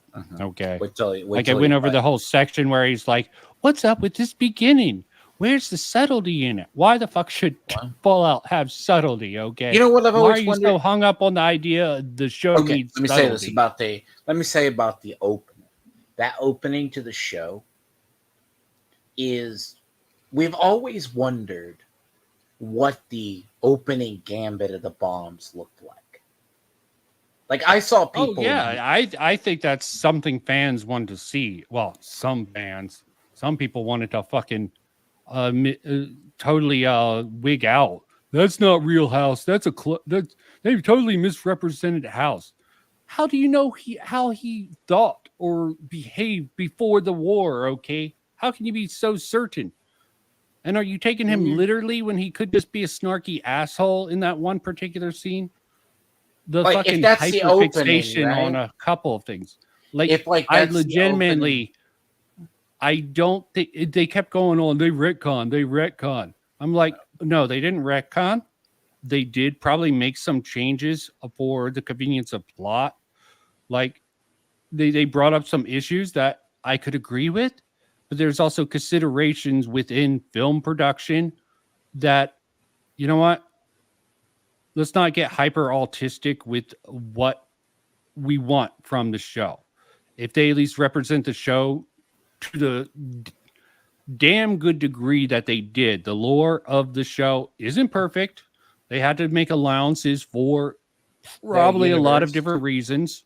For their universe. Yeah. I mean, this is going to be canon, I think. I think they're really pissed off about that. I have to say this. When I liked the opening of the feel, it felt like the game.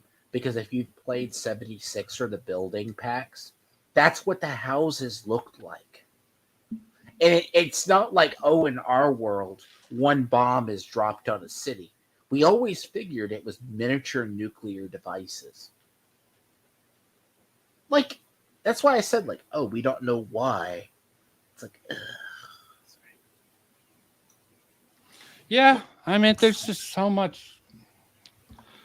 I mean, I'm sort of took us off tangent with other criticisms. So he's not saying this. I'm not trying to say Mutt Boy's trying to make any of those arguments yet. No. Okay, who knows? I if just he can't will. wait. I can't wait to see when these two people's heads pop like grapes. Well, we're going to see what he includes and what he doesn't. Get that jelly mold out of here! So Lucy bravely walks into the chaos, shoots another guy, and he instantly falls. Okay, that man is dead. Anesthesiology is a science, and that man is dead. I guess she doesn't need a more efficient weapon since this non-lethal weapon just kills people. Lucy is back on the platform after saving. Huh?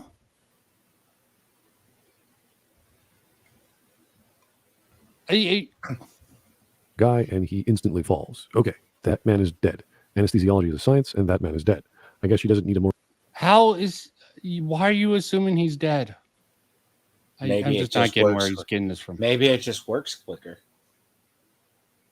Yeah, I have no fucking clue. Okay. Did he go into the TV show and check the guy's pulse? That's how he knows he's dead? What's logic? Okay. He read this script. Minor nitpick. I think we should move on. Okay, it just seems stupid. Yes, need a more efficient weapon since this non-lethal weapon just kills people. Lucy is back on the platform after saving her brother and puts him in some door in the floor. Suddenly, Lucy's mate, whom we thought unconscious and bled out, pops up out of nowhere, which is not the direction from Lucy's room. He's just here now with some body horror. Apparently, she only cut his face, not his neck. And I'm no expert at faces, but shouldn't there be a hole in his cheek? How did he not die of blood loss? And thus, how is he strong enough to strangle Lucy again? Maybe he took a step back of his own. Okay. That radiation is a natural coagulant and a stimulant. Yeah, that makes sense. So our lead actor can't die, so naturally Lucy's dad comes out of nowhere, hits the guy in the back of the head with a shovel, but he's still alive. He hits him again in the head with the shovel, and he's still alive. That's 3 concussions and a facial gash. Then her dad starts drowning him in a barrel of water. To be fair, his tongue was popping. Like literally, that's gory. That scene is gory as shit, by the way. Yeah, a lot of people saying it's excessive. It was like, okay. you could see his like tongue hanging out the side of his face. Like, yeah, if it's not believable to him, fine. Okay, we don't know what sort of stats he has. He could have like 10 endurance. Okay, no strings. There is a certain amount of life unrealism that should be expected within the Fallout most fantasy sci-fi universes. Okay. Radiation, who knows what sort of effect it's having on humans. Video game logic, you can back it up logically. It's not going to be perfectly. By the way, consistent. don't tell Smut Boy about Frank Corgan. Huh? Oh, Fallout 2, when you go out to the Enclave rig and blow it up. Yeah. Frank Corgan, the super mutant guy who works for the Enclave. Back in the old day, like he literally has like 9,000 health, something like that, the max health. All his stats are 10, 10, 10, 10, 10. Don't tell him. Very okay, much. I won't tell Smart Boy. Okay. Vegetables at a wedding? What is this barrel with watery stuff in it? In the Fallout universe, water is extremely valuable. What is going on at this wedding? Then her dad. Yeah, it's a wedding, okay? Why is it extremely valuable? They can recycle it. What the hell? Is this guy complete? There is a water filter chip. You don't think they fucking take showers in these vaults? Okay. No. Yes, they have a recycling. This guy's just a fucking tourist, okay? No wonder he didn't finish up with the last episode. He was too embarrassed by the rest, I guess. The vaults are supposed to be self-efficient for at least 200 or 300 years. Some shit like that.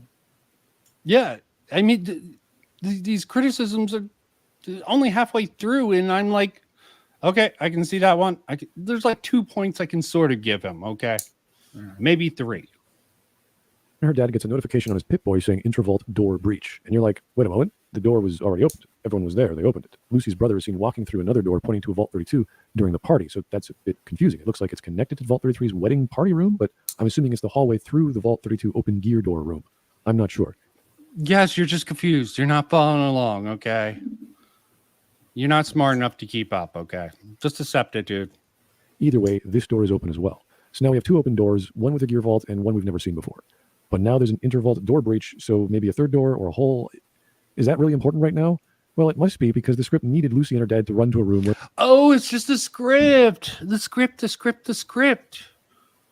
Just hand wave. Is that really important? I don't know. But obviously it's just because the script. Fuck off with that. Maybe he's correct. Remember so this culminates to a hostage situation. All the vaults are connected by a hallway out that way. It's an interesting design, a different theory. I think it's a... Yeah. I hated the concept of the community vault at first, but once they explained it, I'm like, okay. Yeah, it is a little hard to understand 3 different vaults, but these vaults are experiments. So this is quite an interesting experiment. Well, it's 2 vaults. But no, there's 3 vaults. There's the 2 31 2 vaults. Count. 31 Does 31's basically cryogenic freezing. That was the same vault in Fallout 4. Does that not count as a vault? The one from Fallout 4, I think 111. It counts as a vault because the idea. So why does? Okay, so let's not fight over it. Okay, they just have. It's definitely not something to survive, to live in. So I can understand why you don't consider it a vault, but they're all vaults. Okay, they have different designs to keep people alive. So Daddy puts Lucy behind a locked door because that's just how that worked. Then Raider Guy tranks Daddy with 3 darts. Okay. Yeah, he wanted to protect his daughter. Why do you not understand this? Why does he not understand? Does Smut Boy does not understand human emotion at all? Is he just a robot? Or is he just pretending to be? I just don't know. I don't know. Surrender yourself, or I blow up 5 of your vault people. Yeah. This seems a little bit odd. I would take that criticism. Okay, this seems like really odd, but I would go differently. I would go. The overseer chose his own daughter over the 5 people that she was going to blow up by the door. Yeah, but I think it is sort of a explained by the end. Okay, they're really fucking. It's his genetics. Okay, he's a very prideful, elitist sort of guy. Makes sense that he would protect. It makes sense, but not in the episode. His child, his darling golden child over, some peasants. Okay, at least in theory, by the end. Okay, a lot of this stuff doesn't make sense in the first episode. I agree. There's a lot of questions, like why would he do? Of course, he's going to go with his daughter. It's going to be crappy. He's not going to stay overseer, but they kidnap him anyways. Okay, he should be dead, but the plot can't allow that. Then the hostage lady says to everyone to start running. So, oh god, do what you. So many of these things are just explained if you keep on watching. Okay, why? Actually, I like this part because she goes, "Do what you vault dwellers do best: run and hide." Yeah, I mean, she's using this threat. She doesn't care if these people get killed. She just wants him. Okay, that is clear by the end. She just wanted this jackass. Okay. Because of what he did. Why? Why does he have she's such an issue with that? I forget at the moment.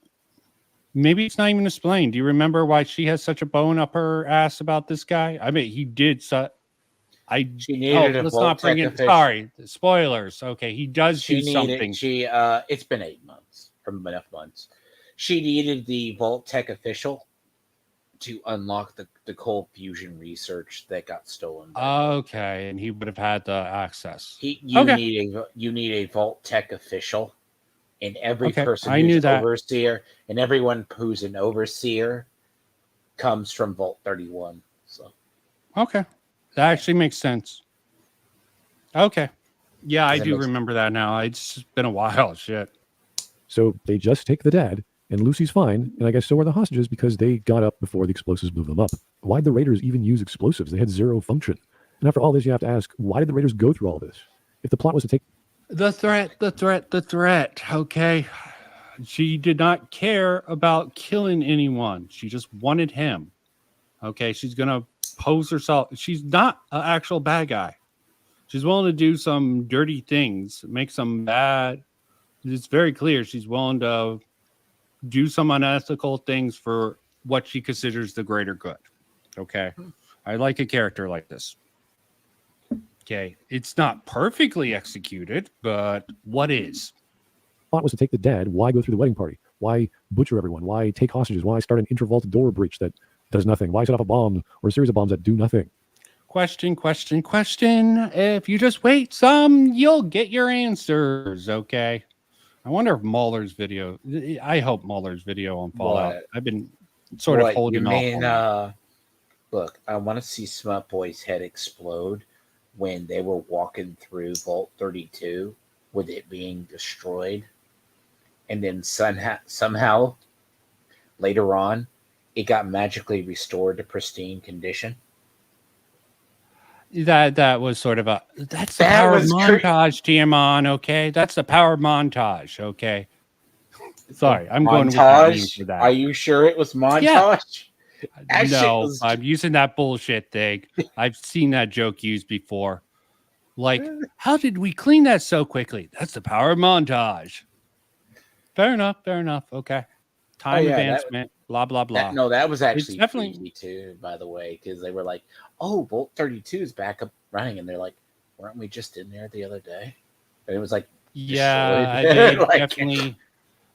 It's believable, but you do have to suspend. It's like, did they have like robots clean it up or something? I don't even fucking know. Okay, you're right. It's definitely something that I would say is a minor fault. Even I questioned that. I'm like, what the devil? But does it really have an overall impact to the story? No. It's just something like weird. Okay, like how did they clean up that fucking thing so quickly? Fair enough. Oh, okay. Oh, she went off to Dev. Okay, of course. Okay. See you later, IG. Hello, IG. Did they have no weapons and gear? They had to raid the armory first? Were there no weapons on the surface that they survived through? Why not attack as soon as the door was opened? Clearly, they brought some kind of axe weapons, which I doubt were in the Vault 33 armory. And how did Lucy's dad, the Overseer, or anyone from Vault 33 for that matter, not know any of these people from Vault 32? Is everyone forgetful from 3 years ago? Did their year-long neighbors seem completely different this time around? Is everyone stupid? If only the narrative was... No, just you. Just you. Making so many assumptions. Okay. I mean, he might have a legitimate point here. Okay. Obviously, this doesn't happen a lot, and we don't know how the last time it went over. Okay? Well, because he actually does bring up something. Actually, okay. So the idea of she specifically says it when she requests an intermarriage partner from another vault because she doesn't want to have sex with her cousin. Yeah, that's the reason. Okay, I don't know how the last time. And he's like, oh, but the intergenetic vault makeup later on would be weird. That's why she didn't want to go with the good guy who was a security vault officer. Yeah, I know. He goes, but we're cousins. Oh. I thought that was a little amusing. Okay. I thought it was funny, but I'm like, you are underground, that it's a limited gene pool, but I'm like, huh. See, I don't call this good valid criticism because you only know who the Overseer are. You don't assume that the Vault Over has been wiped out. Yeah, I don't remember the exact details of the episode to know enough if this is because it's kind because from what I do remember, it's like, but we heard about your crop failure, right? Okay, it's like only the high officials talk from vault to vault, not the average. Yeah, and they don't even talk face to face. You'll see them communicating through like a message board system later in the series. It's like literally they don't have like it. They have an internet, but it's like DOS level internet. Yeah. As I said, maybe this is a valid criticism from Smut Boy, but I don't remember enough to know exactly. I just know he doesn't know. I don't know. He doesn't know. Yes. But the rest of it, move on. It was written with subtlety and common sense. Like, who are all these new people? Wait, I have a functioning memory that uses basic logic. So if you're not from Vault 32, you must be Raiders. Or maybe, hey, Lee Moldaver, you sound different than 3 years ago. Yeah, my throat was irradiated and the autodoc patched me up. Blah, blah, blah. Give me something to believe any of this was written with intelligent characters. Give me something to make me believe that you have intelligence in critiquing anything or know anything about storytelling at all. I mean, I thought episode 1 did a decent job of laying out the 3 characters. I thought wow. It was literally doing Lucy, introducing Matt Dane. Well, our aim isn't to destroy IPs, okay, Tiamat, okay. We try to be good faith and give constructive criticism. And, if something's really stupid, go to town on how stupid it is, okay? It's like me. I had to sit and watch Acolyte. I had to sit and watch Acolyte. Okay. I disavow Acolyte. I don't care if it's a By good the way, show or a bad I show. say in Fallout, they hired Philosophy Tube, Natalie Wynn's Skin Scoot Walker. That's enough for me to just be like, no, not doing it. I don't care how good or bad it is. Okay. That is a truly show that I can principally, as a radical centrist, say I'm just not going to watch it. Okay, not going to say it's good. Not going to say it's bad. Just not going to say anything about it at all. they That's called a fair it, way to and deal with something like that. Here's a bad part: they called this character Dane, and they are a they them apparently in Fallout. Okay, good for them. Okay, it's not that. It's just that character was so out of place.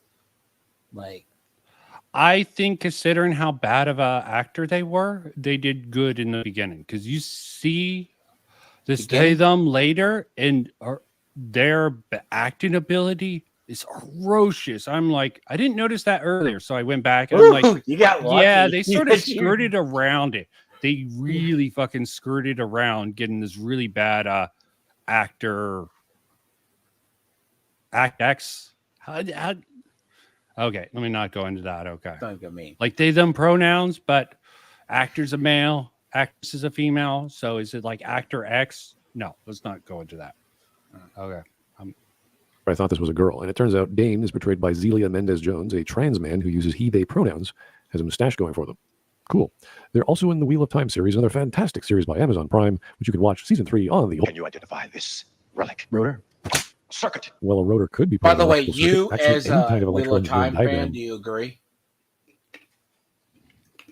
I wouldn't call myself a Wheel of Time fan. Okay. I like Mistborn more. Okay. Wheel of Time, decent enough. I think it's respectable. Okay. But agree about season 2? I didn't even bother with season 2. Sorry. He said that they handled the IP well. But that was probably sarcasm. That was probably sarcasm there. Okay. Diagram would be a circuit. That's like saying a blueprint for a building would be a structure. I mean, I can draw an electrical diagram for a light switch and a battery and a bulb, and that would be a circuit. They have electricity in Fallout. They have lights. Why? What prompted this sort of fucking rant here? What fucking prompted this rant? They're also in the Wheel of Time series, another fantastic series by Amazon Prime, which you can watch season 3 on the... Can you identify this relic? Rotor? Circuit. Well, a rotor could be part of an electrical circuit. Actually, any kind of electrical engineering diagram would... Oh, God. This is an argument of the gaps or some bullshit like that, okay? Fucking, it's also a military sort of thing. They might say they're wrong no matter what, okay? Breaking down these people is what the military do. It's a part of an engine. How are we supposed to know? Yeah. Can you see this? Okay. Why are you fucking taking this side tangent? You really have so little to fucking criticize the first episode. You got to go with this fucking let me shit here. Let me sit you down in front of a CAD program and you tell me how this works. Maybe this guy, he's just taking the piss. Maybe he's not seriously, maybe this is not serious criticism.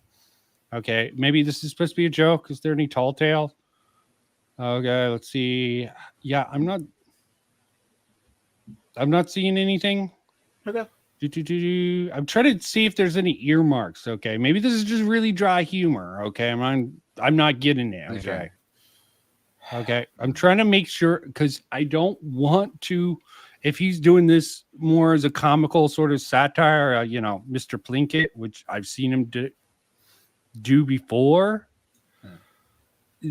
Maybe this is just a satire or something. I don't fucking know. But if he's seriously making criticism, this is just fucking laughable. It's funny in a different way. They have electricity in Fallout. They have lights.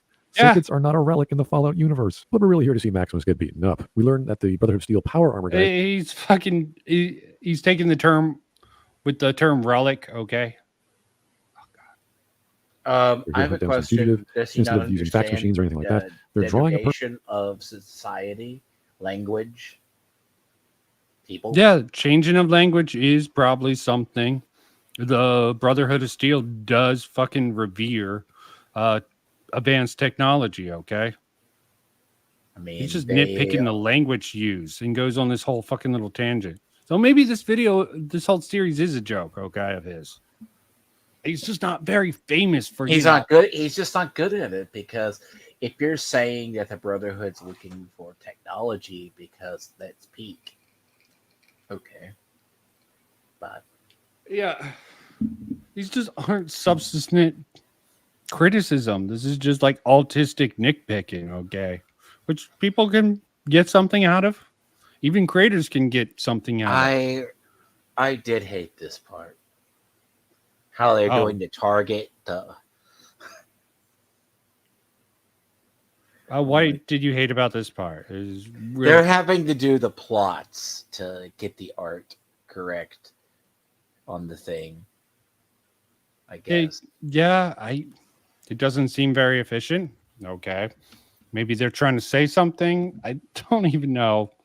It's just not something that bothers me. Okay. No, do you remember when they're trying to get the printout? I guess they're having to do this by paper. They're having to do PowerPoint for the face. Yes. Yeah, it seems stupid that they don't have a printer. I guess I can understand being bothered. Okay. And I can understand sometimes the military thing, they want them to do this sort of field stuff. But in this particular case, I don't think that defense would work for this because they do want to find this target. They would use the most efficient means.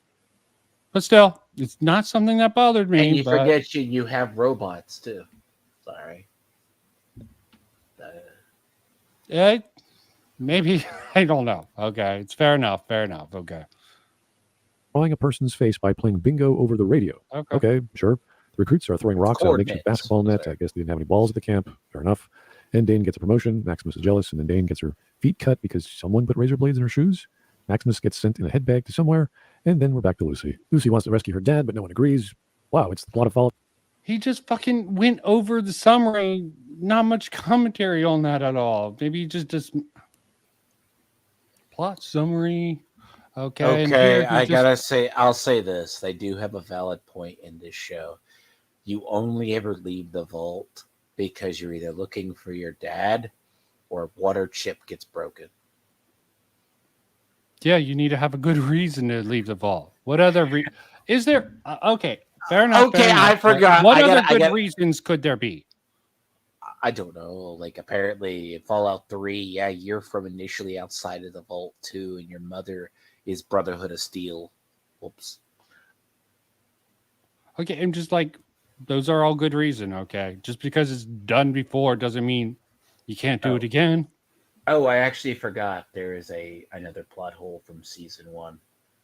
The water chip broke. Water. The water chip broke. Yeah, it did break. It did break. And okay. We're going to only have like 2 months of water left. And you had Fallout 2 where you're trying to get a GEC to revitalize your fucking little community. Okay. Is there any other reasons the Vault Dweller goes out? You have 76 where all the people go out on the day to go out. You know, we're kicking you out. Okay. That can't be used there because the people in the vault still. Okay. There's very few reasons people leave the vault. Okay. Well, no. There's no but legit reasons. Everyone was like, the show's just, they couldn't come up with a good reason to leave. You had to have your dad kidnapped. I'm like, oh, that's a plot. Yeah. Let's just see what he's got. And then we're back to Lucy. Lucy wants to rescue her dad, but no one agrees. Wow, it's the plot of Fallout 3. So she gets her brother and the guy who likes her to help her out. She takes no eye protection and brings her trank gun with her. And the real outer door looks even bigger than the other internal Vault 32 door. Lucy can't help herself and tranks the guy who likes her by injecting him in the hand, and he collapses within seconds. She believes this will help him get out of trouble. She didn't like him. Maybe she just likes tranking people, even if they're helping her. Back to Maximus. What? Okay, he has to be taking the piss out of this. He cannot literally be this fucking dense. Makes total sense. She doesn't want him following her, and he doesn't want him to get in trouble. Okay.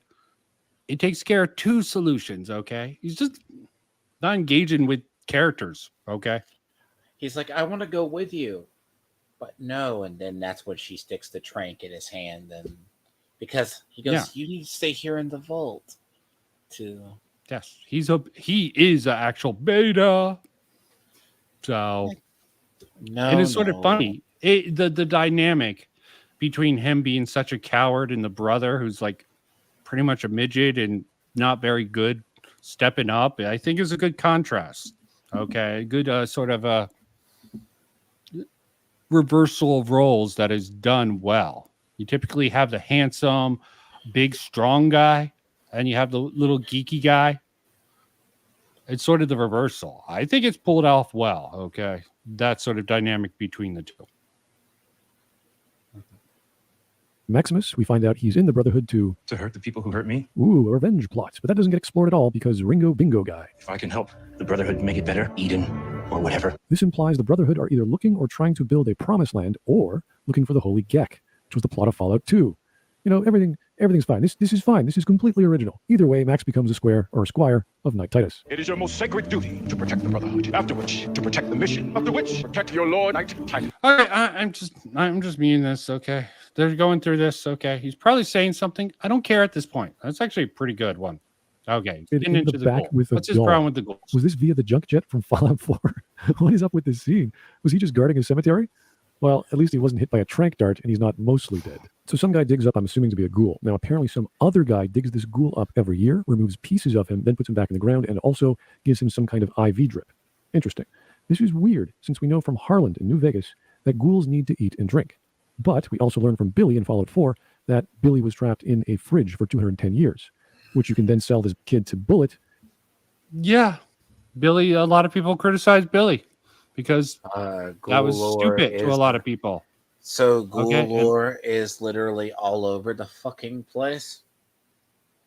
Okay, I accept the criticism of Billy. It seems really stupid. Okay, I'll maybe be honest, if he went into some ghouls hibernation state, if they had some sort of cope, it would be a little bit better. But he's just like awake for 200 years. He would go insane anyways. There's just so many problems with Billy in the fridge. Okay, here's the thing. I know they picked the idea, and it is a cool idea. Okay, the ghoul lore is inconsistent as all get out, because the idea of the IV drip that keeps the ghouls semi-functional for the show, I had no issue with, because ghouls stay normal for a period, then they'll go eventually insane because it's like some pseudo form of immortality. Yeah, of course, someone would try to come up with someone, maybe even a ghoul, come up with some way to keep ghouls from going feral. Okay, that's completely believable in the world. People are like, "That's a retcon," and I'm like, "No, that's a new technology that's made for the show. It's something new that they made for the show, and that's fine because they said it afterwards. It does not conflict with any other lore, okay? No. It actually reinforces something about lore that probably makes sense. If you're ghouls for 200 years, or if you're trying to live with ghouls and trying to make money off of ghouls, either way, coming up with a new drug, do they criticize, what is his name? The guy who made Jet? Was it Jet or it was something from Fallout 2? The guy created a new drug, and a lot of people criticized that drug for being in vaults. It's really petty stuff. I mean, and that's the thing, right? He's like, I get it, because like my criticizing of the ghoul, like, okay, so Billy like is a really shitty example because of the quest. He's been in a refrigerator for 200 years. Okay, could he not gone feral by then? I don't know. Some ghouls go feral after periods, others don't.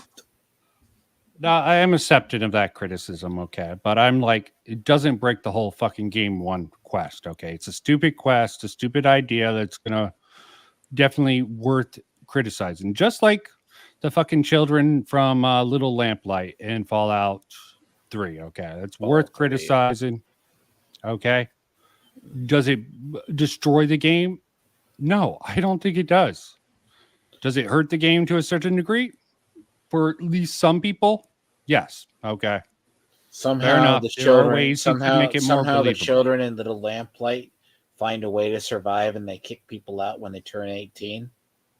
Yeah, it just doesn't make the way it's structured just doesn't make sense. Okay, I'll agree with that. Okay, see, how do they get new children in? There are good theories for they get children who are orphaned, which is understandable, and bring them in, and there is support and evidence in the thing to support that. It still goes a little bit. You can take the child from like the slave camp over there, like another child, and take them over there. Like, oh, yeah, hell, even slavers might. There's ways to make it more believable, okay, but as it is, as I said, I'll accept some criticisms when good criticism come along. I'm not seeing much. Even the best criticisms from this video are really petty and weak. So I'm sure if I should be taking this video seriously anyway. Who tells us that ghouls don't need to eat.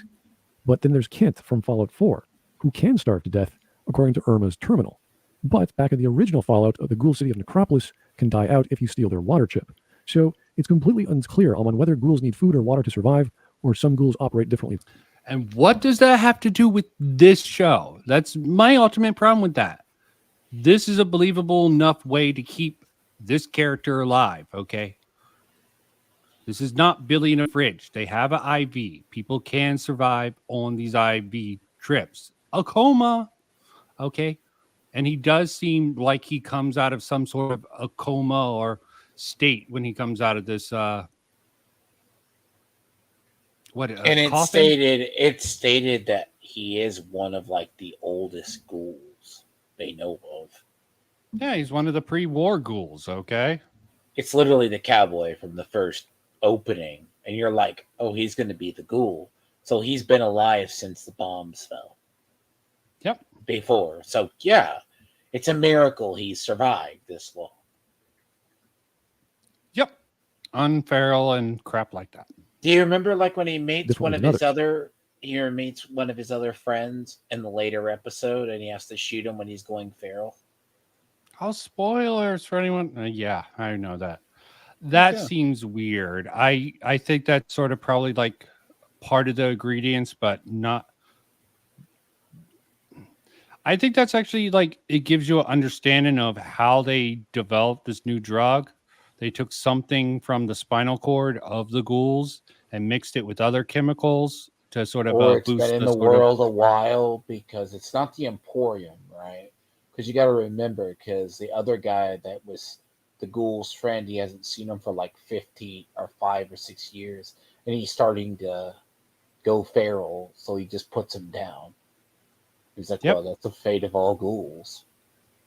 Yeah. And obviously, he thinks he has some sort of like homemade preventive thing that probably isn't as refined, but might help him not go feral with his sort of homemade version of it. I liked it. Okay. It's good on a couple of different levels. And boy, does the guy in this story operate differently. Feral ghoul can't abide a chicken. If he goes for him, we kill him. Chickens and hens are mentioned in the games and finally make an appearance in Fallout 4's far. Really? Really? The chicken? This has to be a joke. This has to be a joke video. I don't even fucking know. Why is he bringing up the chicken? Remember Kratos' review of Fallout? There's grass in the way. There's grass in the wasteland.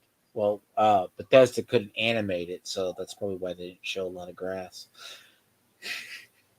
Hell, I was even granting the no food chain theory a lot of credence, and I still fucking countered it. Okay, it's borderline retarded. 4's Far Harbor DLC and in Fallout 76. So rare, but this is lore accurate. It turns out the ghoul is our cowboy, and the Gravediggers want to give him a job, so they're also looking for the man in glasses who happens to be going to Moldaver, the person that Lucy is looking for. Suddenly, the ghoul has a rope or bullwhip or something. It's dark and very hard to see, and he somehow knocks Guy A over with it. Then gets behind Guy B. Guy C shoots at him, kills Guy B. Then Ghoul takes Guy B's gun and blows away Guy C. And in case the title was a bit late, He then shows off his superhuman strength by throwing the coffin back in the ground, which pulls Guy A in, who's now wrapped in chains. I don't understand how any... I don't understand how... What the... He's badass, okay? Yeah, don't tell him about they released all the stats, the special stats for all the guys. Well, don't tell him that the 80s action hero genre was really popular also. Okay. Yeah. Don't you can tell this man never played Fallout because when I watched this series. Well, don't say never, okay? Obviously, he's somewhat. Maybe he did. Somewhat of a tourist. Okay. Maybe he did. But you could spot like the bloody mess perk. You could spot the pistolier perk or whatever. It's like I mean, maybe he doesn't think it should be considered in the show, but I do think he's a tourist. Maybe he played. Maybe he didn't engage. Maybe he just doesn't care about video games. Okay, so many maybes. Okay. I'm going to do the next one and probably call it. Okay. Might as well get a sort of actually, since I'm only going to do one more, did you want to skip ahead? Only going to do one more of these plot things he's got out there. Okay. Just put it to it. We got one, maybe skip two. I think maybe 4. I think that's the one everyone's having problems with. Is that 2 or 3? Okay. The thumbs up episode is, I think, 3. No, I'm talking about the one where Titus gets in the fight with the ghoul. That's the second one. That's the second one? Yeah. Okay. The Philly episode. That's the one that got mocked so much. Okay. I want to see his take on that. I'm going to try time for me to get wrap set up for therapy, and I use this What for do you my mean? office. But the What do desk you is mean? over here. Power armor is And not so- power armor. We start up with some... The power arm stuff. People, when the trailer came out, a lot of people mocked the power armor. I mean, I'm like, maybe, I don't know. You're not going to make fun of this guy, how he gets past all the turrets with the... Oh, everyone's making fun of him. He probably will. Now the two have to escape? Wow. High Lux It's a dog stats, attack man. in a High place Lux. where they're training attack dogs. Isn't the Ringo Bingo going above and beyond? I'm sure dog attacks have happened before in the dog raising facility. Oh no, the dog defended his master like they were trained to do. Well, Ringo Bingo has apparently had enough for some reason and tosses all his ID. Then we get the most comical scene of literal plot armor of a slow-moving lab coat with his dog getting shot at by an automated Gatling cannon, and it's missing for about 10 meters for 10 seconds. Yeah, fine. Okay, don't care. Okay, high Lux stat. Fucking hell. Okay. Someone's Fair enough. Someone's ever played Fallout and know how inaccurate those things are. Yeah. Also, there's just so many unknowns. Maybe the turrets are more as a deterrent. They don't really want to kill people. They just want them as a threat, a threatening thing. Okay. A warning system. Okay. There's just so many things. Make fun of it if you want. They both have high agility and luck stats to dodge. I think it's luck, okay? Because he's right. He's not going that fast. I don't think he's going as slow as a snail, but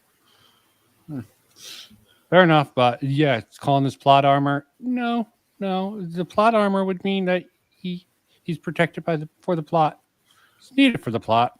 Fair enough. But yeah, I'm fine with them memeing on the dude.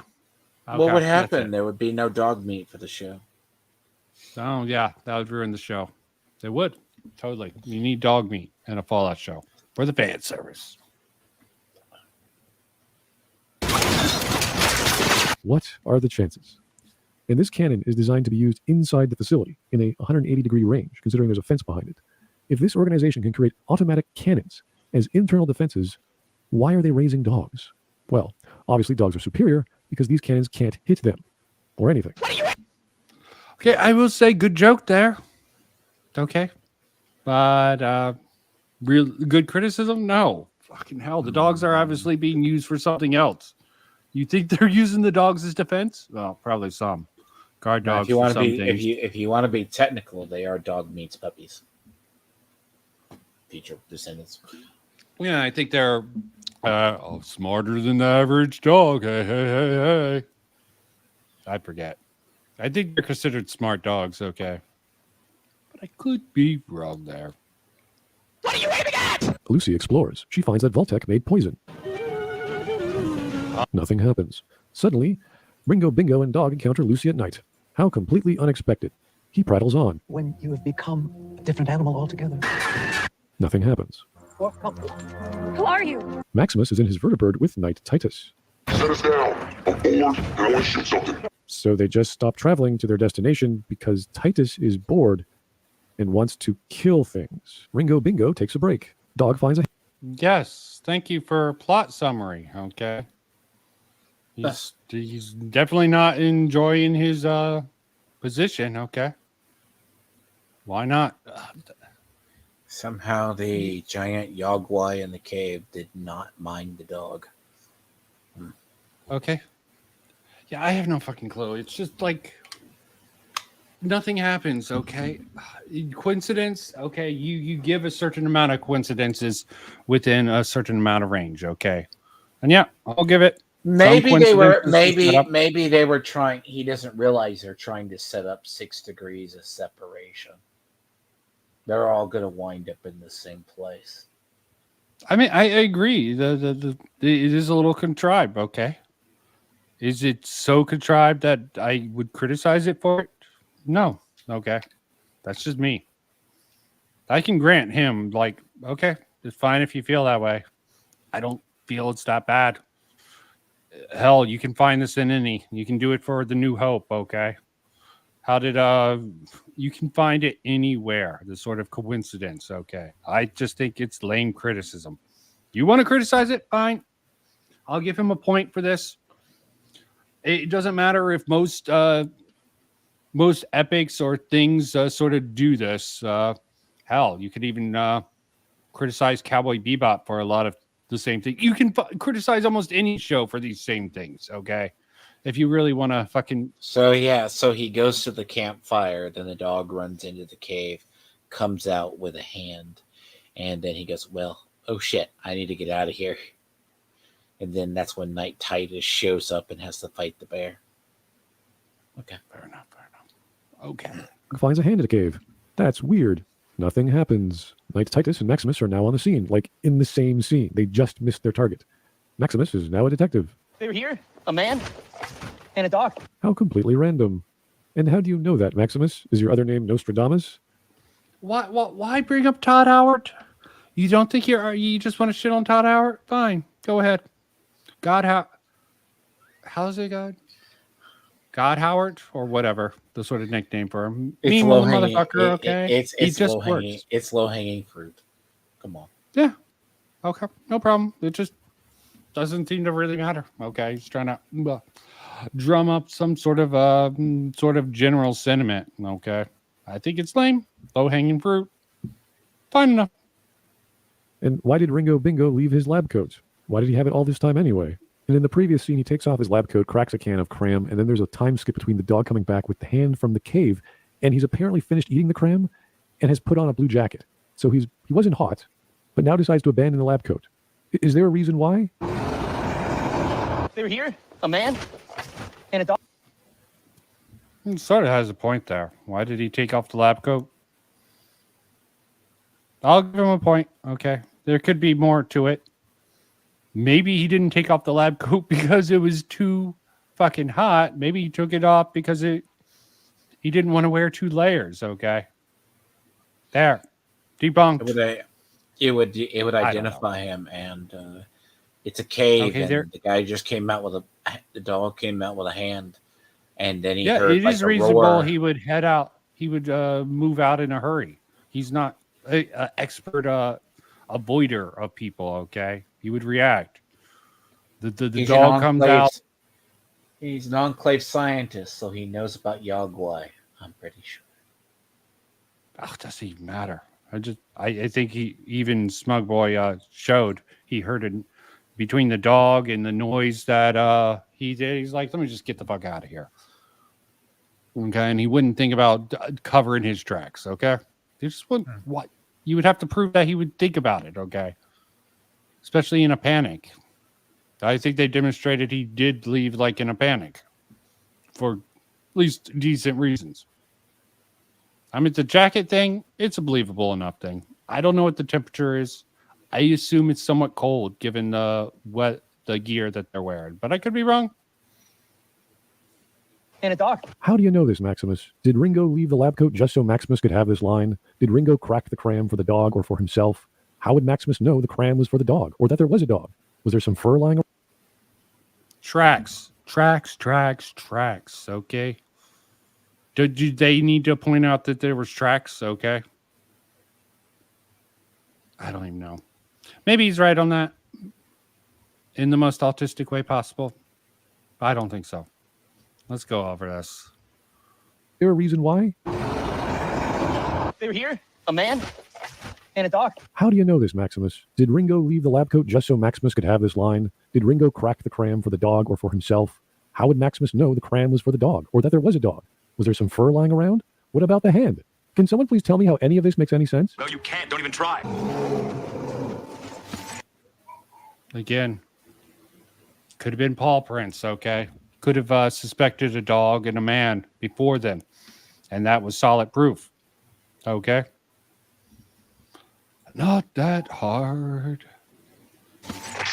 So despite Titus being scared, he explores the cave. He does still want to kill things, right? That is the plot, right? Go see if the target's in there. Titus orders Maximus to explore ahead of him, so he's a scared person who wants to kill things? That's a weird combination. And he thinks the target is in the cave, despite them both hearing a growl before.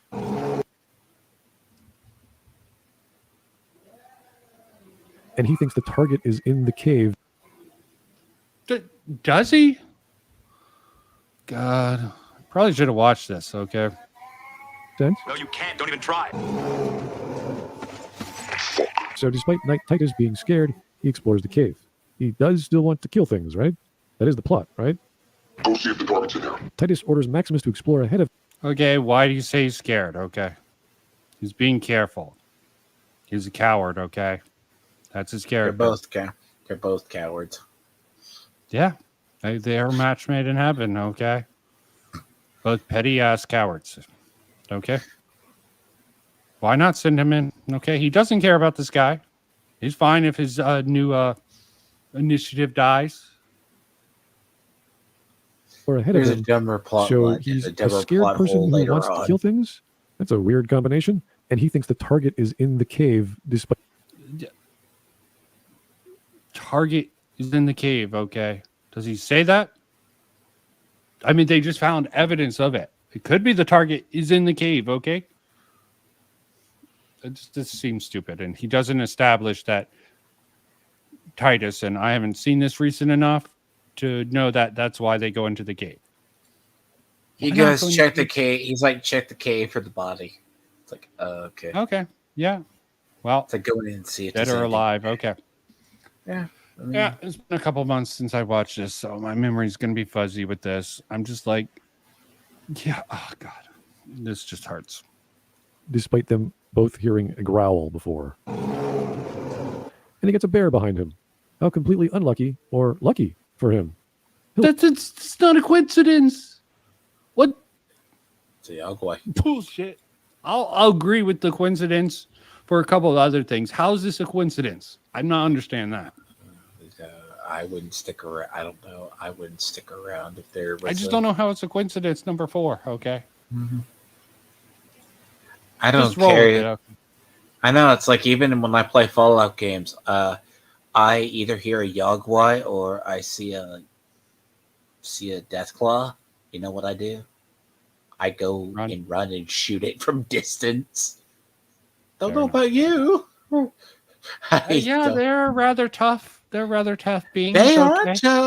They're larger, and I mean, as Titus later finds out, it dents power armor.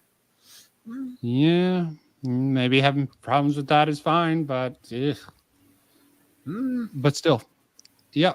I mean, where did the Yagwai come from? Was it believable setup? I'm not going to get into that.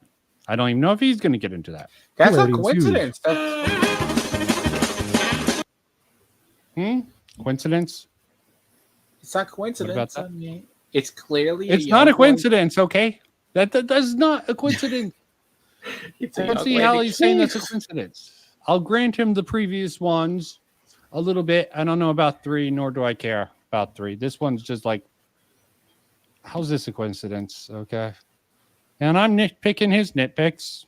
So this is a nitpick obsession. I'm trying to understand these people. And if he's doing this as comical, I can see it either way. Maybe he's just doing this as a joke. And he'll go to support that. That was not a normal Yagwai. Yeah, there's different type of Yagwais. Okay, it could be a legendary Yagwai. One It who could be has, a Genma. It could have been a bigger one. Probably. Let's see what he has to say about this. Nothing What do you have to while say his for knight yourself, Titus smug boy? is mauled by a bear. Maximus finally kills it with 2 bullets. Yeah, a little bit lame. Overpowered Brotherhood. He would have Okay. killed the Yagwai if it didn't bite out the bullets on the assault rifle. But details. I mean, it's a little bit lame. 2 shots. Maybe he got extra critical. Okay. What's his luck stats, Titus? I mean, sorry. Max. Well, see, the However, reason why he with one didn't of the take guns out the and Yagwai use it- first is it took out the magazine. It first snuck up on him and bit the magazine out of the gun. Yep. That gun, he just destroyed that gun. Okay. And yeah, okay. I'm fine. The 2 shots with the pistol seem a little bit weak. I mean, the Yagwai did take some damage from Titus' punches, but I'm fine with finding the 2 shots a little bit insufficient here. I got to try to be fair. Okay. There's so little points I can give him. And use its claws to scratch through steel. Titus loses his cool and blames Maximus for all of this. It's a He was generally mutated not bear. a very nice guy. You don't deserve that armor. Lucy gets directions to the town of Philly. She loses. Oh, at least he doesn't whine about that point. Okay. I've seen so many people whine about that. What do you mean? Whine about the you're going to be branded Brotherhood a is traitor? just about the characterization of both Titus and Maximilian. Okay. Or Maximus. Sorry. Maximus and Titus. These guys aren't acting like a Brotherhood of Steel people. I'm like, You know what actually assuming- irritates me about that? Do you think the Brotherhood of Steel would be more pissed about losing the power armor and the target if he comes back with the target? He goes, well, I took over the knight's power armor because he got injured and died, and I brought the armor back to you. Who knows how they feel about armor? They could have a ton. They could be rare. Probably wouldn't want to lose it. I'm not sure. about that. Apparently, fusion batteries are rare in this universe. Okay. Just the fusion battery alone? Maybe. Definitely. They wouldn't want to lose it. Okay. Maybe getting the target would be worth losing armor. I don't know. I don't know the value they play. I think they would place more value on the tech within the target the as well Enclave as scientist returning, guy than I think they would find it as a justifiable loss as long as they got the target. Even if they lost the power armor. She loses a bottle of water. Nothing happens. And we're back to Maximus. Wait, what happened to Knight Titus? Did Maximus watch him die? Did he bleed out? Did he pull his dead body from the power armor and set it all up? Did he at least bury his knight? This all happened off screen. That was quick. I guess digging latrines made him really good at burying humans. Apparently, Squire Maximus already had power armor training. I guess we know who a primary character is. Huh, script. How for two? No wonder nothing happened. He keeps on commenting about nothing happened. Nothing happened. Okay. Not at least- everything happens. Hey, Okay. look, you know what I appreciate the show for real? Look at the size of the human and look at the size of the power armor. It's not like it's foaming like Halo. It actually makes him look 8 feet tall. Yeah, I mean, I can see why people have a problem with the power armor. I don't. Okay. I like it. Okay, I'm trying to understand this point here. Did he pull his dead body from the power armor and set it all up? Did he at least bury his knight? This all happened off screen. Well, he's That was probably quick. complaining I guess because digging you need latrines made him power really good armor at burying training. humans. Apparently, Squire Maximus. No, he's too much of a tourist to even realize that. Probably he wouldn't know that. Plus, I think they threw that out. They threw that out in probably 3. They threw that out in 4. I don't think you need power armor trainer. No, You it's can at say the it's not in 4 because supposedly the survivor is actually ex-military, so you should know about. The female version isn't. She's a lawyer, I think. No, she's a lawyer. Yeah. If I remember correctly, he was ex-military and he she was was a ex-military. lawyer. So she would have needed it. Maybe he would have took her to the power armor range and would have taught her. But yeah, okay. I think they just ditched By the it. way, Okay. no one just understands later on when the father during the suit, when Titus gets out of the power armor suits, the father just gets into the power armor and takes off with it later in the series. Yeah. Sorry. I don't know. That's why Fair enough. Fair enough. I threw the power armor rule off because I guess everyone in this universe knows how to operate power. I mean, some things aren't worth criticizing, worth pointing out, but it's not worth. It's a weight game. Okay. If it does something bad here, does it offset at some other place? I see it as some lost game, and they're At just least trying to they're stack up the consistent criticism. about people knowing how to. Not everyone knows how to get into power armor. Yeah. Okay. Maximus already had power armor training. I guess we know who a primary character is, huh? Script. How fortuitous. Remember his 3 directives? Protect the Brotherhood, complete the mission. What the hell? What is he just?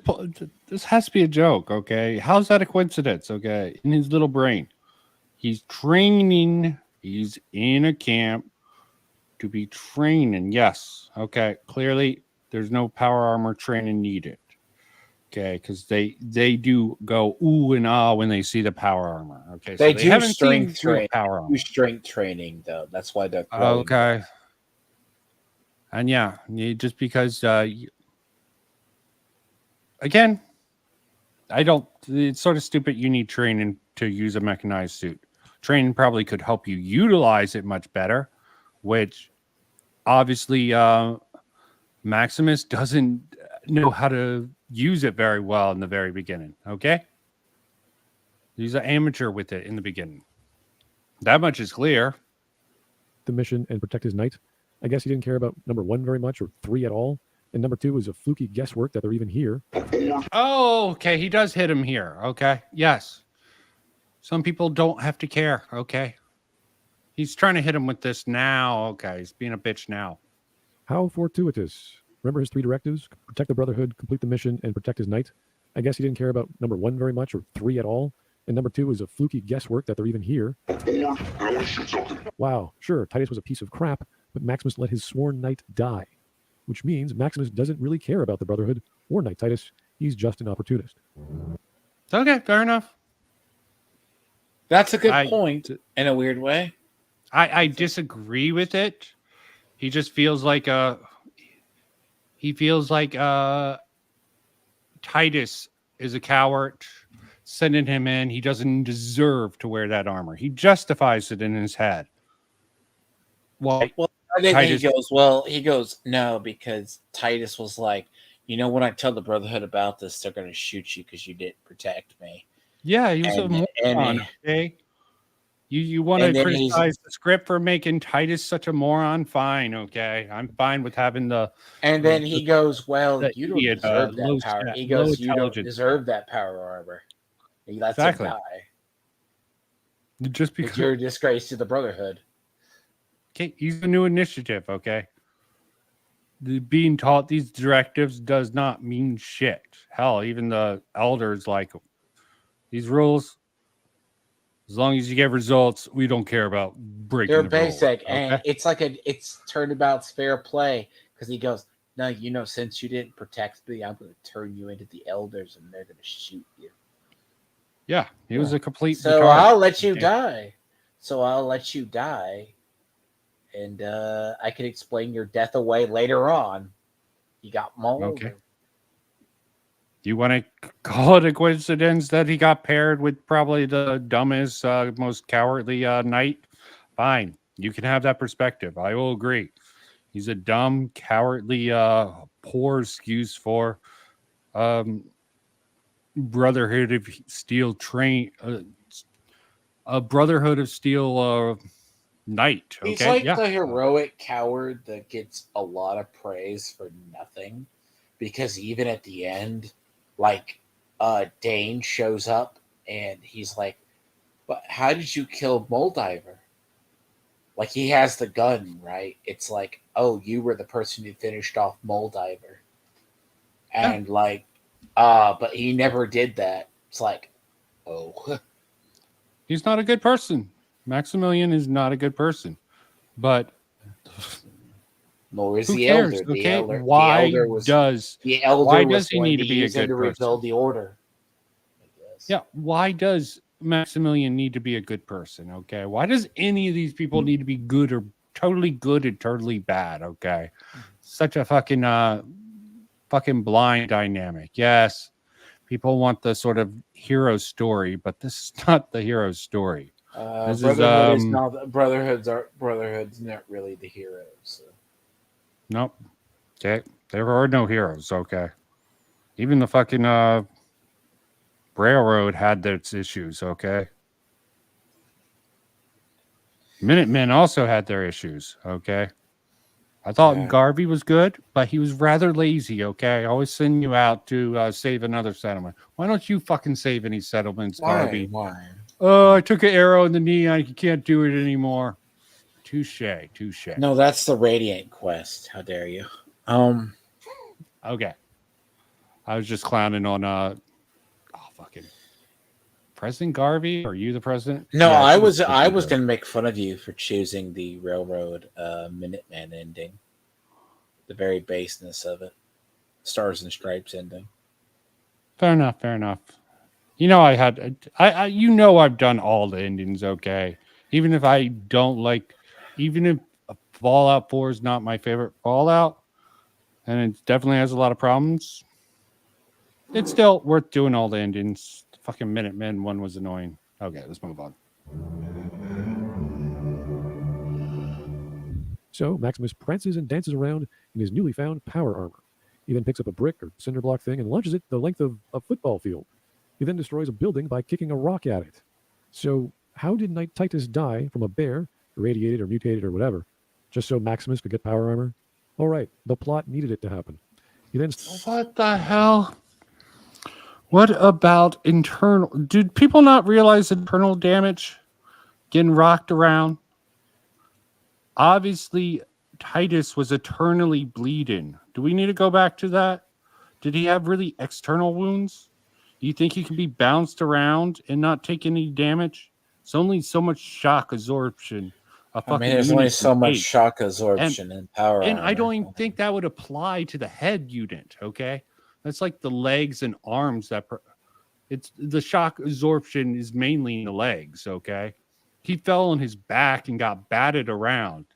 Hit his head. Yeah, his head didn't crack the fuck open. But if you don't think him falling down and getting batted around that wouldn't have fucking did eternal damage, and they reflected it really well in the wounds when he took off the helmet. Like, yeah, that dude is bleeding internally. He could have got a head wound. He could have got a head wound because the helmet protects you doesn't mean it's going to protect you when your head hits that ground. Yeah, okay. It's definitely, he got batted around enough to definitely believe there's some internal damage that would have ended up causing him to die. And to be fair, I criticize the damage to the armor, but that looks like claw marks on the armor. Yeah. That's a pretty good. I think it was done to be cool, to give a distinct look. And maybe there's a reason for it. I don't know. I would have to look at the specs. Okay. I'll give it a pass. It's cool enough. It's T60. It's not like the claw marks went through the armor. It definitely scratched the surface. Okay. Well, it's cool enough and believable enough. I play enough Fallout. When you play enough Fallout, all the power armor does is protect you from some physical damage. Doesn't always protect you 100%. So it increases your strength, gives you extra armor, and the armor can be destroyed. Okay. Like take it as it's the idea of medieval knights. Your head can still bounce off the helmet or something. Yeah. I mean, he was batted around enough. I could believe just his body was probably could have been damaged enough, or his head. Either way. But you know what? When you want to tear something down, you find whatever reasons you can to do so. He then stops a nearby fight, and nothing happens. Lucy makes it to Philly. The ghoul is there, twirling something in a small jar. She talks to a store owner because she had Vault-Tec equipment in their window and asks about Moldaver. But the store owner clams up, saying everyone knows who that person is, and she should drop it. She doesn't like Lucy very much. Ringo Bingo Guy encounters Lucy right outside the store. How completely serendipitous. And it looks like the makeup on Lucy's cut lip is... No, you only get the fucking coincidence the first time. After this, they're in the same area. Of course, sorry, I will give him the fucking coincidence for the first time. But them meeting afterwards, it makes sense, okay? You can't call all this shit coincidence. And you're always whining, nothing's happening, okay? That's real life. That's Fallout. You need something to be happening all the fucking time. Some people want to experience the world, okay? You need action to be going on all the time. You can't find the sort of exploration that Fallout has known for. He's having problems with how much time some things seem to occur. Like, oh, Titus died within that time and got buried, blah, blah, blah. The sort of nothing happening shows that travel is happening, okay? Time is passage. Is it the best way to sort of utilize that? Maybe not. I don't know. I think this is just lame. This is just the weak fucking criticism that is at least funnier this time around. At least he's got a few better jokes this time around than he did in the first one. If he's going for to tear it apart with some sort of sarcastic comedy, I think this one's better. If that's all he's going for. Or has changed since she entered the store. Anyway, he knows all about Vault 33, tells Lucy to go home. Store owners asks for his name, says it's Wilzig, and the ghoul perks up and blows his ankle off. Now, I don't know much about handguns, but I'm quite sure anything that leaves a fist-sized hole in your chest and pushes you back a few meters is no longer working under Newtonian physics, which is not... Moron! Okay. The dude is not fucking engaging with the medium at all. Obviously. Criticize the fucking gun for having the special ammo in it. Ammo is fucking OP as all hell. But it's also cool as all hell. And it's a believable weapon to be in Fallout. Different ammo things.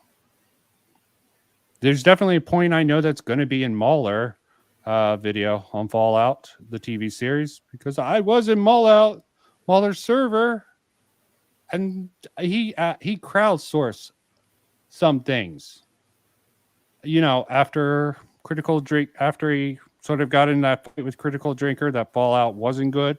He got his community to come up with something, and he brought up someone brought up the episode 8 thing, the bullets, and I'm like, sorry, that's not going to fly. Okay, you can definitely argue those are armor piercing bullets in that gun there. Okay,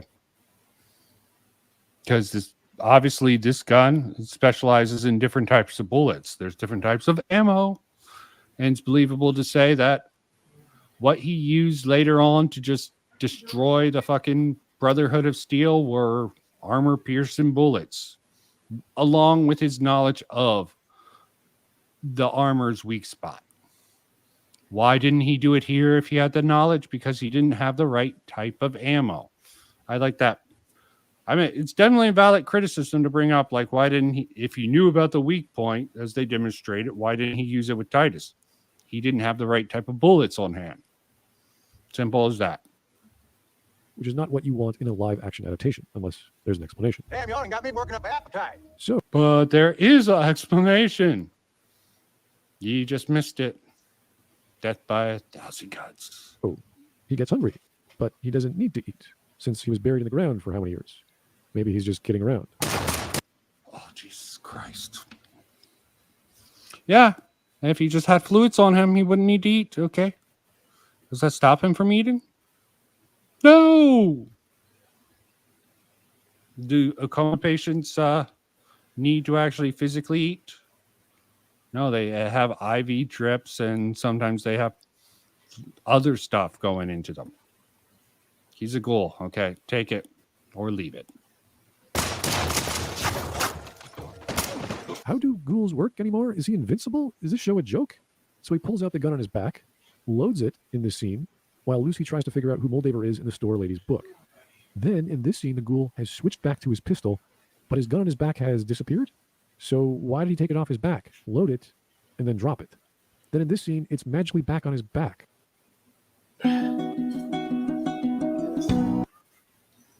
Oh, he caught an editing error. Okay. And in the next, epic win. Okay. It's magically disappeared again. Then he shoots said normal pistol gun that can put a hole in your chest the size of your fist and knock you back a few meters into the old woman's thigh. And it's just a little hole and she falls down. Wow. How completely inconsistent. Let me see. Maybe he's right here. I don't fucking know. And it's just a little hole and she falls down. Wow. What gun does he use against her? And in the next, it's magically disappeared again. Then he shoots said normal pistol gun that can put a hole in your chest the size of your fist and knock you back a few meters into the old woman's thigh. What bullets was he using? Okay. They clearly show the bullets that blow through people's bodies in a sort of that style. What do they do here? Don't know. Don't care. And it's just a little hole and she falls down. Wow. How completely inconsistent. Well, the tomatoes. Well, at least he pays his debts somewhat.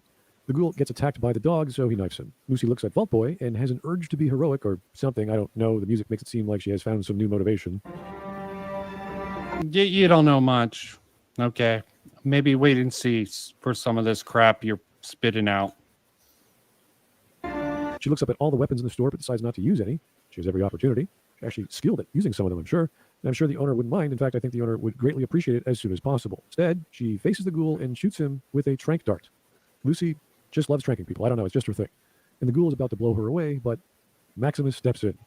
How completely lucky. So he jumps at Lucy to protect her from the shot, and he just smashes through the store and didn't completely crush or hurt her. Again, how amazingly lucky. Finally, the ghoul runs out of bullets. And But the dude's calling everything a coincidence. He's overusing coincidence. Fucking hell. Fucking lame duck. Has to reload. Okay. We misplaced entire guns, but now we're counting bullets. Would the showrunner please have a standard and stick with it? Is it realism or is it John Woo? I don't care which. So instead of reloading his amazingly efficient pistol, the ghoul has somehow found his lever action gun that he threw away. And he's just unloading it onto Maximus in his armor. Is the lever action rifle stronger or something? So the store owner has quickly bandaged her thigh, and she can walk just fine. There's no bleeding. She's fine. She can even support Ringo Bingo on her arm. Apparently the store owner has this meat grinder attachment to dig into Ringo Bingo's shot-off ankle so he can put on a prosthetic foot. That's kind of cool, and what you'd expect in a live-action adaptation. It's completely unhygienic and visceral, but that's pretty much what Fallout is. My client goes by the name of Lee Moldaver. Wow, that's completely unexpected. How lucky that Lucy found this store. So now Lucy helps to escort Ringo Bingo. Oh, Jesus Christ. Stop with the fucking coincidences, okay? Stop it. Stop. Get help. This is just... Yeah, fucking... being inconsistent with this fucking thing and criticizing it for inconsistency when you're not understanding most of what's going on. Ringo Bingo to Lee Moldaver while Maximus fights the ghoul. But this is for the sake of comedy. Remember, he's going Ringo Dingo and all these quirky little jokes being thrown in. Maybe I'm just not getting the sort of comedy he's putting out. I mean, I find it just painful most of the time. Occasionally, I'll give him props here and there, but overall, You really mean that? Think it away? I'm gonna die. Okay. Bye. So Maximus Am looks I at gonna Lucy die by while they're then? leaving and That's smiles. the title. Wait, Maximus. I think no, I'll your survive. mission is to Okay. apprehend Ringo. So Diggler. clickbait Why are you title. smiling? Go get him. You just threw the ghoul across the room of the town, and he's hurt. Yes. Go accomplish your mission. What are you doing? Enhanced strength. Instead, he flies over and gets his foot stuck in some wood in the ground. Even though Yeah. he's in power armor, which is extremely strong and durable and can break through buildings by kicking bricks at them, he's stuck in the ground by wood. What are the chances? So the ghoul slices a valve in the neck area of the power armor, which causes some errors. In case you didn't see the show, the fight scenes with this, I assume. Oh, Jesus Christ. Jesus Christ. Okay. The wood thing is a little bit weird. Okay.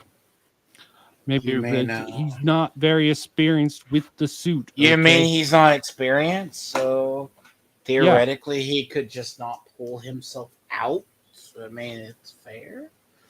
Because, I mean, it's not like it would still disable him enough, and I guess he doesn't realize he's fighting a ghoul who knows how to fight against people in power armor or know what it is. Yeah, they clearly show he's getting the kinks out of this power armor. Still not much experience. Should I say he probably has theoretical experience in the classroom, but that doesn't translate well to the actual suit. Hell, maybe they didn't even give him any theoretical. Who knows how dumb the fucking training course. I mean, does a Brotherhood at this? this point just train people in power armor? I mean, power armor I would don't be even fucking know. mythical, but no, but seriously, like he gets his foot stuck, and if anything, I criticize this power armor for flying like fucking Iron Man with thrusters in the fucking arms. Hey, I like that, okay, but I like Iron Man, Jesus. okay. It does seem to make actually some sense comparison to the jetpack backpack you can make in at least for combat, okay. Combat maneuvers. I'm not a big fan of the jetpack in Fallout 4. I mean, it's okay. You just pop up like Mario. It's a mobility device, okay? Okay, I think the sort of I think it's a good design. Yeah, is it ripping off Iron Man? Hell yeah. Okay, it looks very great like, artists. Good artists borrow ideas. Great artists steal. It's meant to be okay. The Fallout 4 jetpack design is like a really retro, like 50s or 60s, how you would design one. But in the end of the day, the jetpack is not meant to do it. It's meant to be a mobility device. It's meant to get you on top of buildings, not fight. They fly now. They fly now. Yeah, it's fine. If people want to take issues with how much you've ripped off Iron Man, fine. Okay. I'm fine with it because I like It Iron looks Man. the thrusters in the arm look really funky. That's all I'm saying. Also, I could see a practical use for the sort of at a lower level. You could use it as a sort of weapon. Also, it could have some. I hope it would have dual utility, both to help the sort of flight control and the sort of for combat. To my knowledge, we don't have flamers and power armor yet. So I think it's smart. They might get sued by Iron Man, but you know what?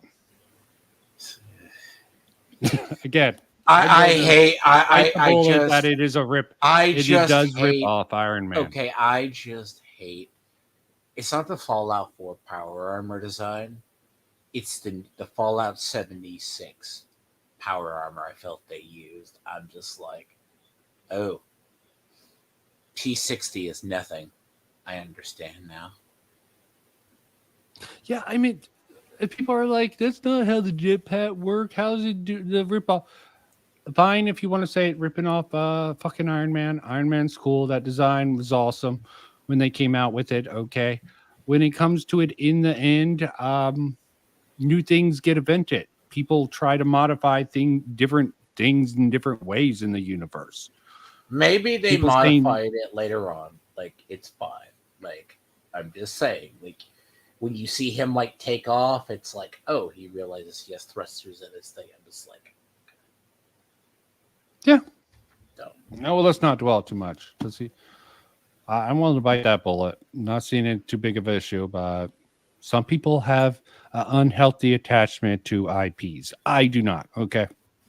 So I assume a CGI and has no connection or no sense of connection. They're not really fighting. There's no reason for the ghoul to duck and weave. It's all fake. The ghoul then kicks the power armor in the legs or some part beneath the camera, which somehow staggers Maximus. Let me say that again. The ghoul kicks the power armor in the legs and causes Maximus to stagger. How?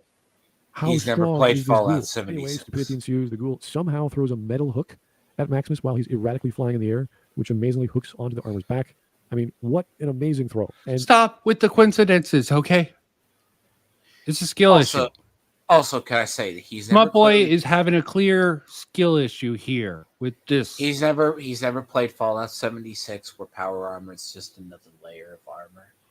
And not actually power armor, but details. But then he also has like ghouls in this universe are a lot stronger than regular ghouls. Okay, fair enough. Okay. Because you remember how many times because he they gets have the shot? super juice, they also are on the super junk. Okay, the stuff that They're stops them also- from becoming feral. It may stop them, but they have like Yeah, remember how everyone many brings times- up, oh, are ghouls immortal? No, but the fucking pretty the close. serum that they created for this, they show it's fucking powerful as all hell. They give it to It's the one. The idea of ghouls, they are mutants, right? Like they, but Yeah, but in this dude's also universe- drugged to the gill on that stuff. He has like a whole bunch of vials, and they get sort of smashed later on. And he's really pissed about it because he's like, "Oh fuck, I'm gonna go feral I mean, now." you see in this town fight too. He gets shot by the entire town that he just like eats some grapes or something, and his wounds heal. It's like, oh, okay. Well, that's more about the drugs that he's on. I mean, you can say that drug is OP when the sort of squire. You think it's a drug, or you arthritis just gets think it's the later rule of takes the it. ghoul? The ghouls are No, it's very- not. When you see the squire later on, he has almost the same exact healing abilities as the ghoul, the ghoul does. Yeah, he gets shot through the neck, and he's like, "Shouldn't you be dead?" Oh, shit. Yeah, he took the sort of serum, so he has that serum in his system. I mean, I don't know if it's the serum that kept him alive, or if it's just No, the weird ghouls in this traveling universe are No, OP. the I don't know. the weird traveling salesman turned him into a ghoul. That's why he could regenerate. Yeah, to fix his foot. Okay. I don't know if it's just because the drug that the salesman got to fix his foot was still sort of active in his system while he recovered from those should be fatal wounds. The neck. No, he said yeah, radiation it could be a problem for you no more. Yeah, he knew it was going to turn him into a ghoul. I'm like, oh, I know what this is. This is either FEV or it's going to turn him into a ghoul. I got it. Yeah, I don't know what it is. Okay. I don't think the science fiction universe needs to explain this. Okay. There's some things for science fiction. Never get into the whole idea how there's still radioactive fallout in Fallout after 200 years with actual Half-Life rules. Yeah. There's a lot of hand wavy and a lot of science fiction that you just have to embrace sometimes. Because Okay. I know that's a funny thing about it, because you know what I'm talking about. By 200 years, just to give you an idea, if anyone sees this, people can live in Hiroshima and Nagasaki because of the half-life of radiation. It decays. Yeah, I think you can defend the radiation because it was so bombed out. There is a defense for it. I would rather not use it. Just things became so radiated that yeah.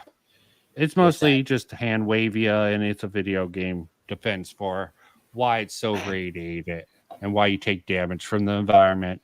It's because it's a game in reality. But there are defenses for it. I don't think those defenses are needed, but yes, I know. I don't really care. And we're almost done because I'm almost dead. Okay, Vincent, I'm going to survive, guys. So please dislike because the title's clickbait. I did not die by the end. And Maximus flies off like a balloon. I guess the ghoul is now a Gary Stew and is just that good at everything. So the ghoul picks up. No, he's good at one thing: being OP. Okay, he's good at being. I will say he's OP as all hell. Oh no! His skills are like with pistols and rifles and shit like that. Yeah, he's OP. I mean, if he gets shot in the head and he doesn't die, that would be a little bullshit. Okay, I'd definitely be like, fuck off. Or if he gets sliced in half by a lightsaber and comes back later. He would at least have to have robot legs. Okay. Picks up a mostly dead dog, takes him into the store, and the store lady and her companion are just gone. Don't know. Who cares? He injects the dog with a stim pack, and the dog's fine. Huh. I guess the stim packs work on canines, no problem. Instead of taking off to see... Yes, they do. Why is he having a problem with the stim packs? That's how they work. He goes, I never played Fallout. I don't understand why stim packs just heal all wounds. Yeah, okay. Yeah. We don't to see Ringo Bingo or attacking the ghoul. Suddenly, the ghoul has the dog on a leash. And now, apparently, said dog is going to hunt down Ringo Bingo. Who knows? Oh, and it's evening now in this town for some reason. Yes, who knows? The town he shot up. He just stayed around. Who the hell knows? Okay, yeah, who would fuck with this guy? After all that shit that went down, who would fuck with him? This is the Wild West. He's the biggest, baddest honcho, okay? Everyone who fucking tried to target him got fucking deaded, okay? No one's gonna fuck with him here. Just stayed around until the sun went down. Yeah. And no one seems to care. Maybe he's like got neutral karma or something. No, he fucking came in. People started attacking him, okay? They were doing he attacked the store owner. He attacked the store owner, and then there's people in the town that tried to defend the store owner. Then they all got blown and shot, and the survivors are like, maybe the bad evil man. Technically, he will wouldn't leave have the town. shot the store owner if she didn't protect the Enclave guy. Okay, And he was they're there all- for the and this Enclave is- guy. She and was this is being the, hired to get him to Moldiver. So this is just like he did the intimidation on the remaining people in the town, and they said, we know you're really bad. We don't want to die. You can go on with your life. Yeah. Yeah. Don't. This is a fucking lame ass fucking criticism, but And it's like, oh, he has neutral karma. No, they know he's a bad dude. It's just they can't kill him. So, yeah. And he did not attack people unless he was provoked. He was there for the fucking one guy, okay? He was there for a mission. Why the fuck is the rest of the township gonna fucking attack him? Okay, what's in it for them? I don't know. So Ringo Bingo is dying of blood loss, takes a cyanide pill, tells Lucy to cut his head off, and bring it to Moldaver. Okie dokie. He's not dying of blood loss. He just chooses to take poison. Sir. I'm sure he's in low blood. I agree with you. I don't think he's dying of blood loss. Okay. But yeah, I'm not going to even go into this. Okay. I think I even watched this. I think it was this one where he does it. Let's see if I'm right. Okay. Real quick. I'm not going to criticize him. Seeing if I'm right, he does this sort of Mr. Pinker. But I also work as an accessibility consultant, and I've done it on 7 separate games so far. 2 years ago, but it's a thing that I so much broader than just. Do not care if you're an end user in a wheelchair unless they're designing software for electric wheelchairs. When people ask for accessibility in games, No, he has a more serious tone here. Just wanted to see. I just wanted to see if I could find mine. Okay. I wonder if he took it down. I actually thought she was the chick who was, because she's the one that I saw everyone was saying that Elden Ring needed the accessibility option, and she was not the, because I thought she was the one saying, "Oh, a mother, I can't play Elden Ring with a kid," or some shit like that.